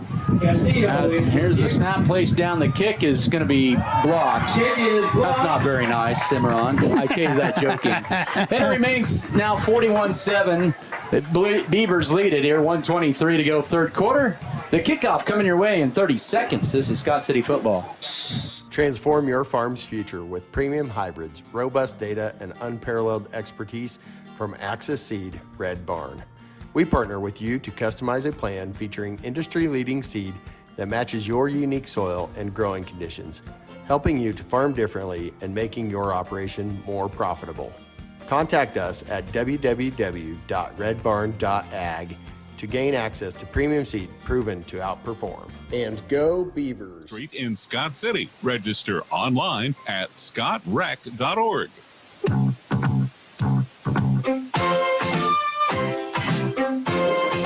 Football tonight here is presented by Scott County Record, Scott Pro, Security State Bank, Specialty Risk Insurance Agency, Spencer Pest Control, State Farm Insurance, Stevens Veterinary Services, Original Grande, also Trophy Wine and Spirits, True North Cafe. Also want to thank Turner Sheep Metal, Vogelmoor Family Farms, and Western Kansas Insurance Service, as well as Western State Bank, Wheatland Electric, White's Food Liner, Wilkins Physical Therapy, and Windleland Farms. That story summary for the Beavers, their longest drive of the night, 3 minutes and 44 seconds. There you go. 8 plays, 79 yards, and the 1-yard touchdown run. First varsity touchdown run of the career for Griffin Edwards from a yard out. And the extra point was blocked. Dayanara Castillo making the attempt. We'll talk about the extra points here a little bit as Jackson Rumford will kick this one off from the 40-yard line. Boots it to the middle of the field. It'll be Mendez on the run at the 15. Now he'll bounce it to the outside 20, 25. Gets it across the 30, and it's shoved out at about the 35-yard line. What I want to say is, Dayanara Castillo mentioned earlier in this quarter, she is the first Scott City Lady Beaver to score a point, I believe, on varsity football in school history. She's not really the first female kicker in 3A. Actually, the last couple of years, I don't know if she's still there this year, but Andale had a female kicker, a girl kicker that came in and kicked extra points. No, I didn't know that. Yeah, so if Andale can do it, anybody can do it, right? Oh, Andale. They recruit the whole school, have 85 kids on the roster. It's 3A school. But it's cool to see Dayanara volleyball by day, kicking extra points by night. I hope she continues to stay with the team. Absolutely. 5 receivers set, trips to the right with 1:14 to go, third quarter, ball on their own 33-yard line. 1:14 to go, third quarter. Here's Copper, back to pass. Gets hit as he throws the ball. That's a fumble. That's a fumble. And Scott City falls on that ball. That seems now they rule it incomplete. No way. Instant replay when you need it. That's the old Tom Brady tuck rule right there. Second and 10. That was a fumble, Adam. Yes, it was. But it's okay. Yeah. Second and 10 with 1:06 here in this third quarter. Beavers up 41-7. They've scored 41 unanswered in this ball game. Cimarron led 7-0 at the end of the first quarter. Back to passes. Copper on second out, setting up a middle screen. Ball deflected. Oh, that time momentum of Oscar Mendez couldn't come back to the ball. It's incomplete. It was tipped. And it brings up a 3rd and 10, like they're trying to set up a middle screen. Yeah, on that screen, the running back tipped the ball up into the air, and if Mendez would have seen where it was quicker, he'd probably intercepted it. Holden Kite, the senior, trying to grab his 3rd reception of the night. 3rd and 10. Exactly 60 ticks left in this 3rd quarter. Cimarron tonight just 2 of 10 on 3rd downs. They were 2 of 2 to start the game, by the way. Seeing Scott City sub in some more personnel in there, and a high snap, and now rolling to his right under duress. Here is Kelton Cook trying to trip down Copper, and he almost got it. Good play on that backside by Kelton Cook, the junior, all the way for the backside, caught up to the speedy Trace Copper and tripped him up and made him throw a bad pass, incomplete, and another 1, 2, 3 and out for this Scott City defense. That was great defense. Showing up in there, chasing him down. Kelton Cook. Yeah, I liked it. Great to see him back out on the gridiron this year. I love it when these kids decide to come back out. He showed his athleticism. You know, he qualified for state in his first year of the 300 hurdles last year. Oh, well, he looked like he had some serious speed. Brooks Bailey is set to return this punt if it's going to be Copper punting for the 7th time tonight. 52 seconds to go in this 3rd frame. I hope he gets a hold of one so Brooks can catch it. And the rugby style kick is almost blocked again by Scott City. And then Brooks Bailey takes to the 31, and that time sliding into Bailey out of the block that time. And a nice play on the ground was another number 24, Isaiah Baranca. So number 24 tackles number 24 at the 30-yard line. Cimarron sure wanted to block in the back on that, but I don't think it was. You know, 40 seconds to go 3rd quarter. Ref was standing right there. They've done a pretty good job tonight. Oh, they've been what should you say? They've been part of the game, but you can't tell, they haven't done anything. It's great. It's been a very well officiated ball game, and if their wives are here, and they're doing a good job tonight, girls. All right, 1st and 10 Beavers at their own 30-yard line. A man in motion. This will be a counterplay. Left side to Colin McDaniel. Turns it up the same. 45 stumbles. And then right there at the 45, he'll gain 15 on 1st down. And right in front of him was David Mendez, who probably made another touchdown-saving tackle. That's another 15-yarder from McDaniel, who's well over 200 yards tonight. Not for another 1st down. And the 15th 1st and 10 for the Beavers. They could let this clock go down if they want to the 4th quarter, which I think they might. I think they will too. 20 seconds to go 3rd quarter play clock, by the way, about 4 seconds above. Time for another Z Water. Yep. Cheers. There you go. It's been warm. It's been windy, but it's been a good 24 consecutive minutes here for the Beavers as they will take a 41-7 lead into period 4, and we'll have a 1st and 10 from their own 45 when we come back in 1 minute. This is Scott City Beaver football.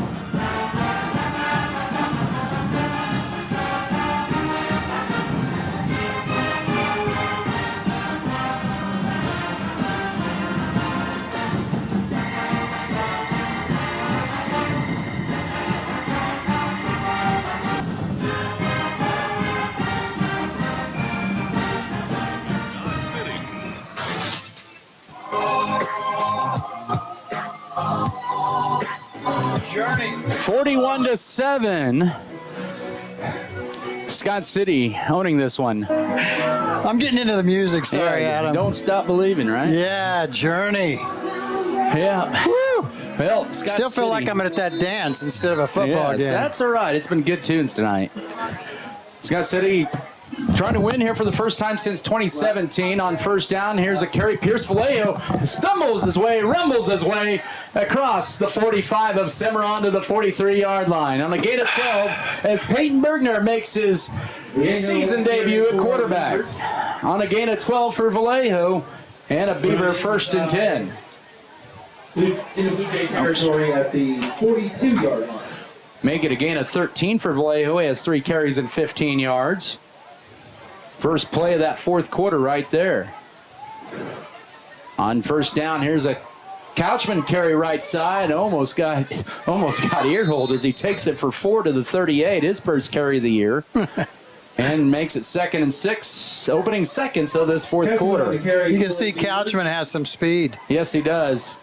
Kind of slowed down right before he got hit, but you could see it as he rounded that corner and got that handoff. So Scott City mixing in some 1s and 2s. We'll try to get as many as we can here. 2nd down play up the middle to Vallejo, and he'll gain about 2, make it 3 to the 34, setting up about a 3rd and 2.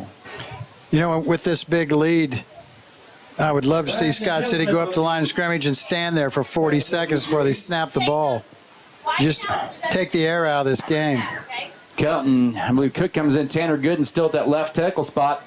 In receiver formation over on the right side is Tegan Feely, the sophomore. On 3rd down, here's Vallejo, runs to his left, drags a Blue Jay or 2 for the first down to the 30-yard line. It was Adonis Batman, a junior, with the stop, but not before a gain of nearly 4 yards, and Scott City converts their third down in 6 tries. Yeah, just keep the ball, keep it on the ground, keep the clock rolling. Let's get out of here. Just 90 seconds plus in this 4th quarter. Beavers with 1s and 2s in there with a 41-7 lead. They scored 21 in the 2nd, 20 in the 3rd to really take this game and control this. Couchman in motion, almost flinched there. He gets the call right side, and he gets ankle tackled from behind. A 1-yard loss on the play by Holden Kite. With the carry for... And it'll bring up 2nd down and 9. Brought down by you know, here we are, old guys setting up in the press box saying, oh, I wish this game had hurried up. But you know what? Them kids that are 2s and 3s, 2nd team, man, they want to get in the game. Absolutely. So, you know, they don't want this game to get over with. They want to get in there and play some. It was officially a loss of 2. 6th play of the drive coming up with 9.5 to go. 2nd and 12, 33-yard line. Cimarron Bergner hands it off. Or no, play fake. Now looking to throw it. Oh, he just throws it up for grabs. Trying to get it to his intended receiver. Feely, who's trying to come back. He was hit as he threw the ball. And the pass is incomplete. That's his first varsity pass attempt, and it's 3rd and 12. Well, there was a lot of pressure on him, too. He just didn't toss it up. He had pressure. He was getting tackled as he threw the football, so that was a good play by Cimarron. Scott City still has the first-team offensive line in there, it looks like. They did sub in Hunter Mark at right tackle. Rolling to his right is Bergner on 3rd down. Now steps up, and he gets drilled from behind. A sack on the play. As that was made by Logan Seifert, the junior. It's going to be a loss to the 40 of 7. And it'll bring up 4th down, and the Beavers are going to roll out the punt unit. Well, I like it, Adam, when they take that first-team offensive line and make them work with the second-string quarterback and backs. I think that's a good way. Because that offensive unit up front there, those 5-6 guys there, they are a unit amongst themselves. Scott City ended up burning a little 4 minutes. Rumford with his 2nd punt of the night. Nice angled right side. And that one's going to roll inside the 5. Can make and take a sideways roll, and it's down by Alex Taranga right at the 1-yard line. So a 39-yard punt. Oh, my. What a punt. And, well, they'll mark this at the 2. But still, it's got the Cimarron offense pinned very deep in their own territory. They'll snap this from... Quarterback will take it from his own end zone. Oh, yeah, because they'll run out of that shotgun. It's a great opportunity to have a safety. A good practice as well there for Scott City in that punt situation. It was. So the Blue Jays at their own 2, their first possession on offense in the 4th quarter. They're short a receiver. And they'll line him, and he'll come up from the sideline and be in the end zone, running a trips formation to the right, one to the left from the left hash mark, and we're going to have a timeout on the field. This is going to be taken by Scott City with 8:39 to go. We'll come back in 1 minute. 41-7, Scott City with the advantage. This is Beaver football. The world needs more farmers, people who know the land, people who support rural communities, people who are as diverse as each acre they care for. But unless you've been born and raised on a family farm, it's nearly impossible to become a farmer. That's why we are building a team of people from our hometown and across the world to do what they love.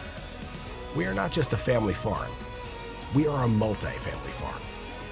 We are Volgamore Family Farms.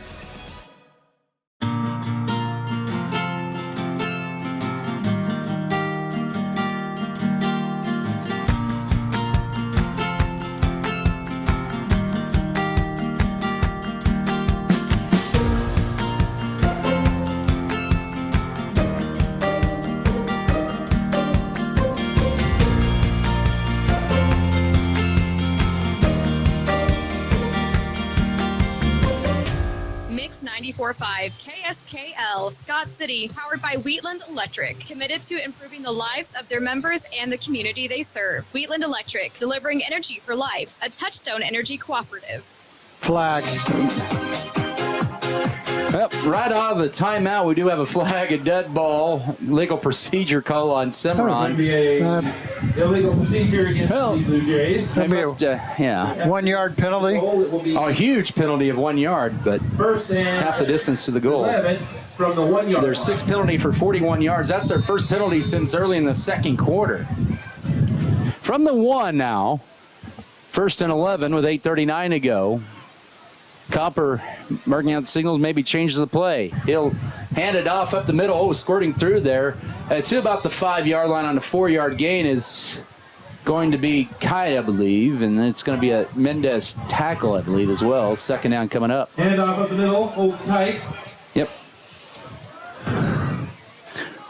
Gain of 4 on the play, going to bring up second down and second down from and the 5 yard.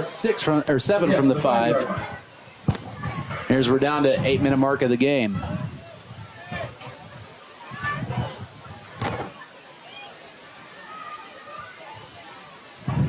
In there at defensive tackle is Juan Rodriguez, a 210-pound junior. Among some of the new faces in there, Scott City subbing in some new personnel. Copper dropping back to pass, looking down the middle field. Now he'll just tuck it up and run and get outside across the 10, first down 15, and he'll be pushed out by Aiden Preston, who's back out for the first time since his freshman campaign, and he'll take it to the 26-yard line, a gain of 21 on the play, and that pushes him closer to the century mark of rushing yards tonight. Copper has real good speed. Still has it. You know, he's had it, showed it all game long. When he gets out in the open, he can just run around. He doesn't really fake out defenders. He just got the speed to go around them. They can't catch him. Also in there in the quarter spot is linebacker spot is Matthew Wheeler, a freshman. Scott City getting a lot of young kids in there. Hunter Mark in there as a DN, 1st and 10, 26-yard line. Kite will go up the middle, and he'll be tackled from behind by Kelton Cook, but drags Cook for about 6 to the 32-yard line, setting up a second down and about 4. After a short gain by Kelton Cook. So we approach the 7.5 minute, under 7.5, to go. Also got in there Adrian Alucard, the senior. Alucard, the senior. Twins stack both sides. 41-7 Beaver lead as we approach 7 to go. Second down and 4. Kind of a bad snap, and this will be a keeper going left side, looking for an option pass. Ball deflects in the air and right into about the donut of Scott City Beavers at about the 35-yard line. The ball lands, setting up a 3rd and 4. In the middle of a donut? Is that what you said? Kind of like in the middle of the donut, yeah, of Scott City Beavers, with a bite on the east side of it. Okay. I could eat a Long John right now. Well, yeah, that was your, chocolate cake donut with sprinkles, actually with white frosting. Oh, I don't want any sprinkles on it. I just want some. I could eat something right now. Well, we'll get something here in 6:59. Along with a Gatorade. 3rd down and about 4 coming up. 32-yard line for the Blue Jays. It'll be a stretch play right side, and breaking through one tackle, kind of get hit at the 36. That was a good effort that time by Bryce Huntermark. Slowed him down initially, but he ended up getting about 3.5 to cross the 35, bring up a 4th and 1. 4th down and 1. I think we could take our headsets off and just put them out the window, and this PA guy could probably. It's a little loud. Hey, well, the speaker's right above us here, so. I know why they put us there. Yeah, but that's all right. It's okay. We're having 7 fun. to go. Option keeper, and going right side is Coppers. A flag comes out. He got the first down. Cook with the tackle at the 39-yard line, but this is a holding on Cimarron. That was a penalty marker on the field. quick That's call. going to be holding against the Blue Jays. You have Aiden Presson out there. Mentioned Pierce Leo. Bergner playing safety. Brooks Bailey playing corner. Scott City does have some depth at that corner spot. Also playing that outside backer is the sophomore Brody Holstein. And we're going to get Cesar Peregrino in there for Adrian Alarcon. Seen this Matthew Wheeler out there? Yep, he's a freshman backer. Yes. He's a little guy. Yep, he is. 5'7", 145 pounds. But so they back him up, 4th and about 10.5. Here a couple of plays ago, him and another guy kind of shoved each other at the end. Yeah. About 11 yards to go. 4th and about 10.5 with 6:45 to go. Will they go for it? We'll see. Something tells me they may end up punting this. We'll see. Copper, the quarterback, also serves as a punter. He has 6 punts tonight. Bergner playing the safety now. He'll back off a little bit. And they will just run this one down and burn their first time out of the half. Make it the second time out there, down to 1. They'll be down to 2. If I can do math. 6:26 to go, 4th quarter. 41-7 Scott City. Will come back in 1 minute. This is Beaver football.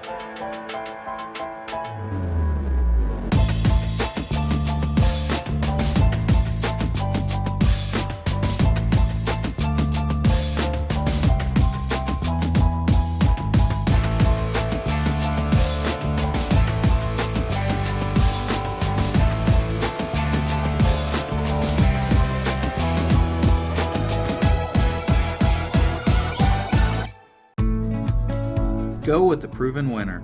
I'm Michael Trout from State Farm in Scott City. When it comes to auto insurance, we score big with our policyholders.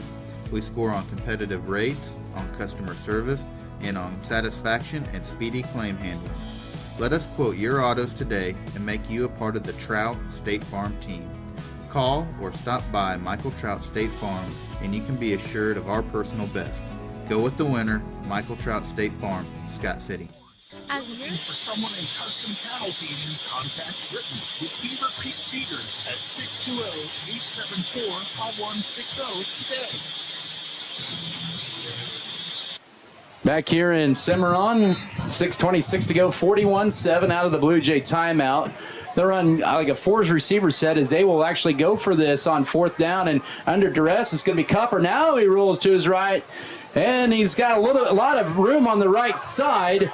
Will he throw it late? He will, and the pass is going to be cut for the first down across the 40 as Mendez as it goes out of bounds. Complete to David Mendez. My goodness, that was a long play, and the Blue Jays will keep possession of the ball against the second team from Scott City on a gain of 16. That showed his speed and agility and ability to get away from tacklers and then spot a kid downfield that's beyond the marker and hit him with the football. That was impressive. That was Mendez's first catch of the night, and Copper is thrown for 65 yards. Cimarron tonight, 3 of 3 on 4th down. High snap, but Copper holds it in. Has time, will just chuck it up for grabs downfield. A little shove off, and the catch is made by Mendez, and he's inside the 5 and down to the 1 yard line. It looked like he pushed off on Aiden Preston there. He did. But the official was in a spot where he could not see it, and it ends up being a 57-yard gain. And Cimarron about to go 99 yards on the second team of Scott City with their first team. And you know what, Adam? It was okay. You know, in college and pros, they probably would have let that because it's just kind of hand fighting. Yes, first and goal at the 1, handoff up the middle. Nope, he's down. Kite stuffed right at the goal line. Baylor Vasquez in there with the tackle on Kite. His 13th carry for 31 yards. He's a little slow getting up. You know, just think how tired these kids are. So 2 receptions for Mendez. He had back-to-back catches for 74 yards. 7th play of this drive. Make it the 8th play of this drive. Started at their own 2, and then the false start put them back at their own 1. Second goal at the 1. It'll be Kite going left side, and Scott City slows him down. And the play stops right at the 2-yard line. Wow, we pushed him back. Going to lose about a yard on that play, and that will bring us 3rd down. I think they went right at Baylor Vasquez, didn't they? Yep. He was at the bottom of that pile. 3rd and goal coming up. Look, Cimarron's holding their hands out wide. They're trying to get really wide splits. 3rd and goal from the 2. Scott City may have not gotten a player up, and then getting hit right at the 2-yard line was Copper. He got popped right at the 2-yard line. It'll set up 4th and goal from about the 1.5. They'll say no gain. Man, I'm surprised they didn't throw a penalty on Scott. Our guy must have got across the line of scrimmage before they snapped it. That's kind of what I was thinking. But Cimarron 4th and goal from the 2-yard line with 4:28 to go. They have converted all 3 of their 4th downs, including one on this drive, on a scramble play by Copper, but he found Mendez for the first down. Well, they're taking their time calling a play. Yep, 4:17 to go in this one. 41-7 Scott City. The second-team defense, can they get one more stop here? Wheeler's subbed out for this play, or they move him around to the other side. On 4th down, it'll be a Copper keeper. He'll go up the middle, and he'll score. Touchdown Cimarron. So with exactly 4 minutes to go, 41-13 now, Beaver lead. As took 2 4th down conversions for the Blue Jays against the second team, Scott City, on this drive to punch it in 4 minutes and 39 seconds later. Now they're going to go for 2? I think they are. Yeah, why not? 41-13. From the 3-yard line, middle of the field. Good effort, though, by this second-team defense. Little pick play, and the pass is dropped in the end zone for the 2-point conversion. That was a 10-play, 98-yard drive in 4 minutes and 39 seconds. So exactly 4 minutes to go. It's 41-13 for Scott City. We'll come back in 30 seconds. This is Beaver football. Preparation pays. On the field. As your local community foundation, we are dedicated to preserving local wealth so the communities in and around Scott County will forever remain an attractive place to live, work, and raise a family. We respond to the needs of our community through grant making, scholarships, and other special projects. To learn more, visit us online at scottcf.org.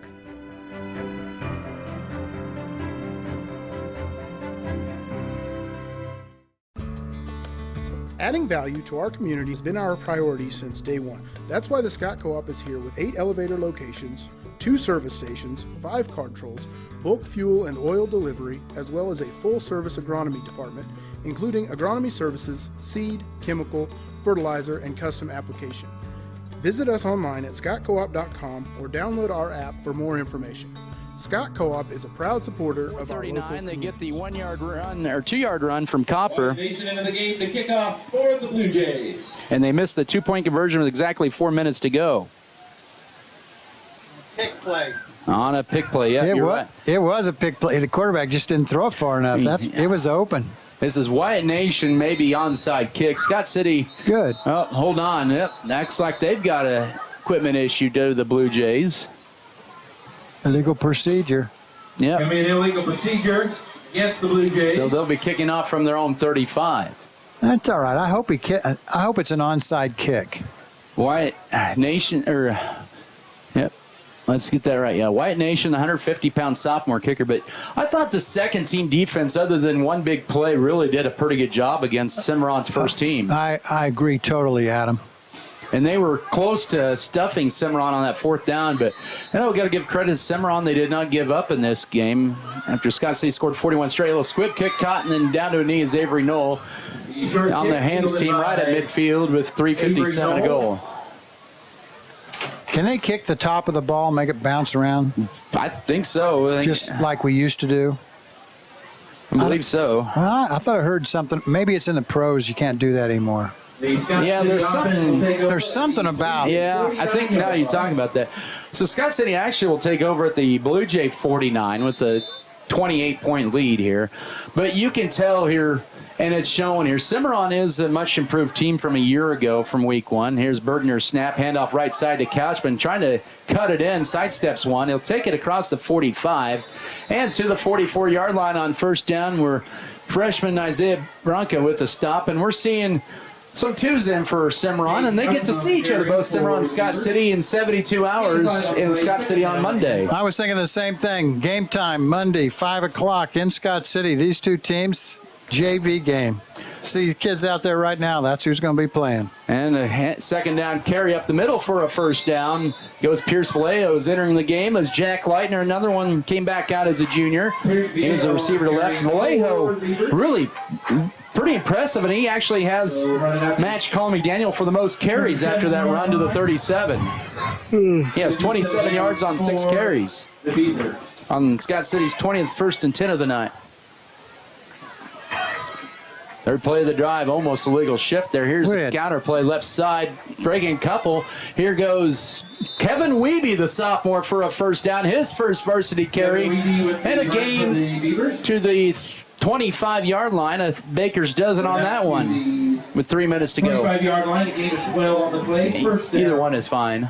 Either one is fine. You or him, or doesn't matter. Okay, fair enough. 1st and 10 as Scott City had to run somebody out of there. They're just going to let that one go, I think. Play fake by Bergner's, flags fly. They'll throw back left side. A little high for Couchman with 2:42 to go. We'll get you a post-game interview as well from a Scott City coach. Oh, what do we do now? That was thrown on the snap. I thought maybe it'd be a legal substitution initially on Scott City. So that run by Wiebe, his first varsity carry, he wears number 13, and he decided to match his jersey number with the amount of yards he gained. Well done, my friend. I don't know. They're still... Oh, maybe a legal shift, I think. Or I saw it pointed against Scott City. It did not... Saw the end of it. I should not assume. Yeah. Oh, legal substitution. That's what it was. There you go. Yeah, because you saw one man running out of there late. Is illegal substitution. And I think Cimarron coach... They didn't get him to the sideline, nope. Yeah. He'll decline the penalty, make it 2nd and 10, and keep this game moving. So it'll go down as an incompletion. 2nd down and 10. 2nd and 10 at the 25 of Cimarron for the JV Beavers. Up big in this one. 41-13. Handoff up the middle. Nice burst here. Nice carry. Oh, wow. We'll get a first down inside the 15 into the Lewis Automotive red zone. That ball carry was by Kelton Cook. He'll take it to the 14 for a gain of 11. That was a nice run. Nice blocking to get him loose. Yes. Central Plains Equipment red zone. 1st and 10, 14-yard line as we're down to 2:20 to go. Receiver left, that is Kate John, the sophomore. It'll be a counter bootleg right side for Bergner inside the 5, and near the goal line, he'll be shoved out right at the 1. So Bergner with a nice 13-yard gain, and it's going to be a 1st and goal for Scott City. With 2:10 to go. Scott City going to go 1-0 for the 7th consecutive season, and also for the 15th time in the last 16 seasons. From the 1, 1st and goal carry up the middle, pushing his way in, touchdown. That's Kelton Cook. Kelton Cook with the 1-yard punch in, and it's a 47th point of the night for Scott City with 2:06 to go. Run up the middle is they go 7 plays and 49 yards in not even 2 minutes. This has been a high-octane offense for Scott City the last 3 quarters. It has. Well, we didn't even have the ball in the first quarter. That's true. We never had a play, did we? Well, from just scrimmage? 2 plays. 2 plays? Yeah. Not much. Cimarron really came out. 18-play drive. That was crazy. I couldn't believe it. Oh, they'll go for 2 from the 3. Tight end lineup to left side. That is the freshman Mickey Gosman, a 6'3 freshman, handoff left side, and it's Kevin Wiebe diving in for the 49th point. That was awesome. So Wiebe with the 49th point, 49-13, 2:06 to go. The Beaver kickoff coming your way in 30 seconds. This is Scott City football. 49, Cimarron 13.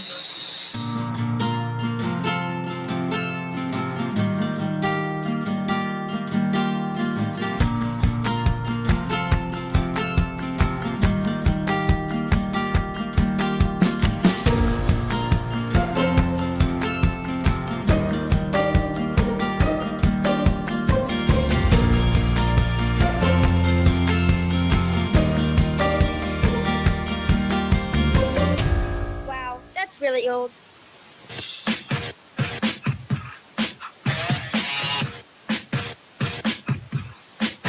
Back here at Cimarron, 49-13 for the Beavers. 2:06 to go. Final from Goodland. It was Ray beating the Goodland Cowboys tonight, 52-14. The Ray Eagles will be coming into town with a 2-0 record. And I tell you what, they lost a lot from last year, but that was a state runner-up team to their big rivals, the Lyman Badgers, at the state championship. Ray, they'll be coming into Scott City with a lot to prove after the Beavers shut them out a year ago.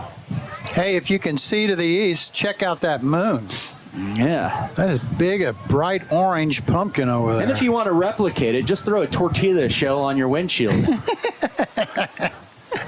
Man, that's big. Beautiful. Mesa to kick this one off. On the 40-yard line, Angles left a shorter end over and kick, and it's going to be bounced and muffed and then fallen on wisely by the young man at the 30-yard line for the Blue Jays. Scott City had one man down there just to make sure it didn't go anywhere. That was fallen on by Chris Robles, the freshman. Kick it will be fallen on by Chris Robles. I'm going to run this clock here. At the Blue Jay 20-yard line. Are we that's a 36-point lead. Yeah. Are they just running the clock out? Or? I guess so. That's all right. Beavers at home for the next three Fridays. Military Appreciation Night next week. Homecoming in 2 weeks against Millwood. 1st and 10, the 3-receiver set. Here's a new quarterback in for Cimarron, and taking it across the 20-25 is going to be the freshman Coulter Gorman. He'll take it to the 28-yard line with 1:08 to go. Clock continues to run. It'll be a holding on, or personal foul face mask on Scott City. It'll be a face mask. So that'll be a 15-yarder assessed, and it'll be a 1st and 10. 5'10", 145-pound freshman Dorman. But it'll be an automatic 1st and 10 at the 42-yard line with 40 seconds to go. Scott City's 8th penalty for 70 yards. That's going to be one thing that they'll definitely need to clean up. It's going to be it'll be a pretty tough schedule. TMP's going to be 1-0 after tonight. They were up big on Oakley. Millwood's 0-1, but they're going to be a tough team in 2 weeks. Handoff right side on 1st 10 and a nice open field tackle by Holstein on the ball carrier for Cimarron. McCoy Nash. And about a 3-yard gain to the 45, and it might be the final play of the game. But they'll have to hustle to the line of scrimmage to get one off. And we got They're 5 trying. seconds. Yep, those youngsters want to get some more playing time here. 2 seconds, 1 second. Well, they'll just let it play. Final play of the game. They'll just go for the home run ball. Why not? Pass is going to be almost picked off by Preston. Intended receiver. Whoops, sorry. Score 49-13 for Scott City as they are now 1-0 for a 7th straight year. We'll begin our post-game coverage in 3 minutes. This is Beaver football. Bud's Fishing and Hunting Supplies in Scott City has a little bit of everything for everyone. View their lineup of stocked ammo. Inside Spuds is a lasering service where they can laser about anything including glass, wood, and metal. Personalized lasering can enhance your gift for that special someone. Don't forget about their great selection of quality fishing supplies before you head out to the lake. There's plenty more to see inside Spuds Fishing and Hunting Supplies. 323 South Main Street, Scott City. Open 8 a.m. 6 p.m. Tuesday through Saturday. Weathers Land and Livestock wishes the Scott City Beavers good luck during the 2023-2024 season in the classroom and in all their activities. They're proud to support the Scott City Beavers right here on Mix 94.5. Hard work, dedication, and persistence are the keys to success for a great season in athletics, activities, and in the classroom. Good luck, Scott City Beavers from Weathers Land and Livestock. You know, nothing's better than homemade food. That's what you're going to get at Mom and Pop's Burger Stop, located in Scott City. What makes Mom and Pop's Burger Stop so good? They serve fresh burgers and slice up the best homemade pies in town. Don't forget to have a full salad bar, along with weekly specials. Check out the Facebook page or call 620-874-9292. Drive in for homemade food at Mom and Pop's Burger Stop. 308 West 5th Street, Scott City. Open Monday through Saturday, 11 till 2 and 5 till 8. They're proud to donate meals to football officials after every home game. Fairley Feed Yard in Scott City takes pride in being part of Kansas's cattle feeding industry and is constantly aware of the specific needs of today's cattlemen. You can expect the best at Fairley Feed Yard, located 7 miles south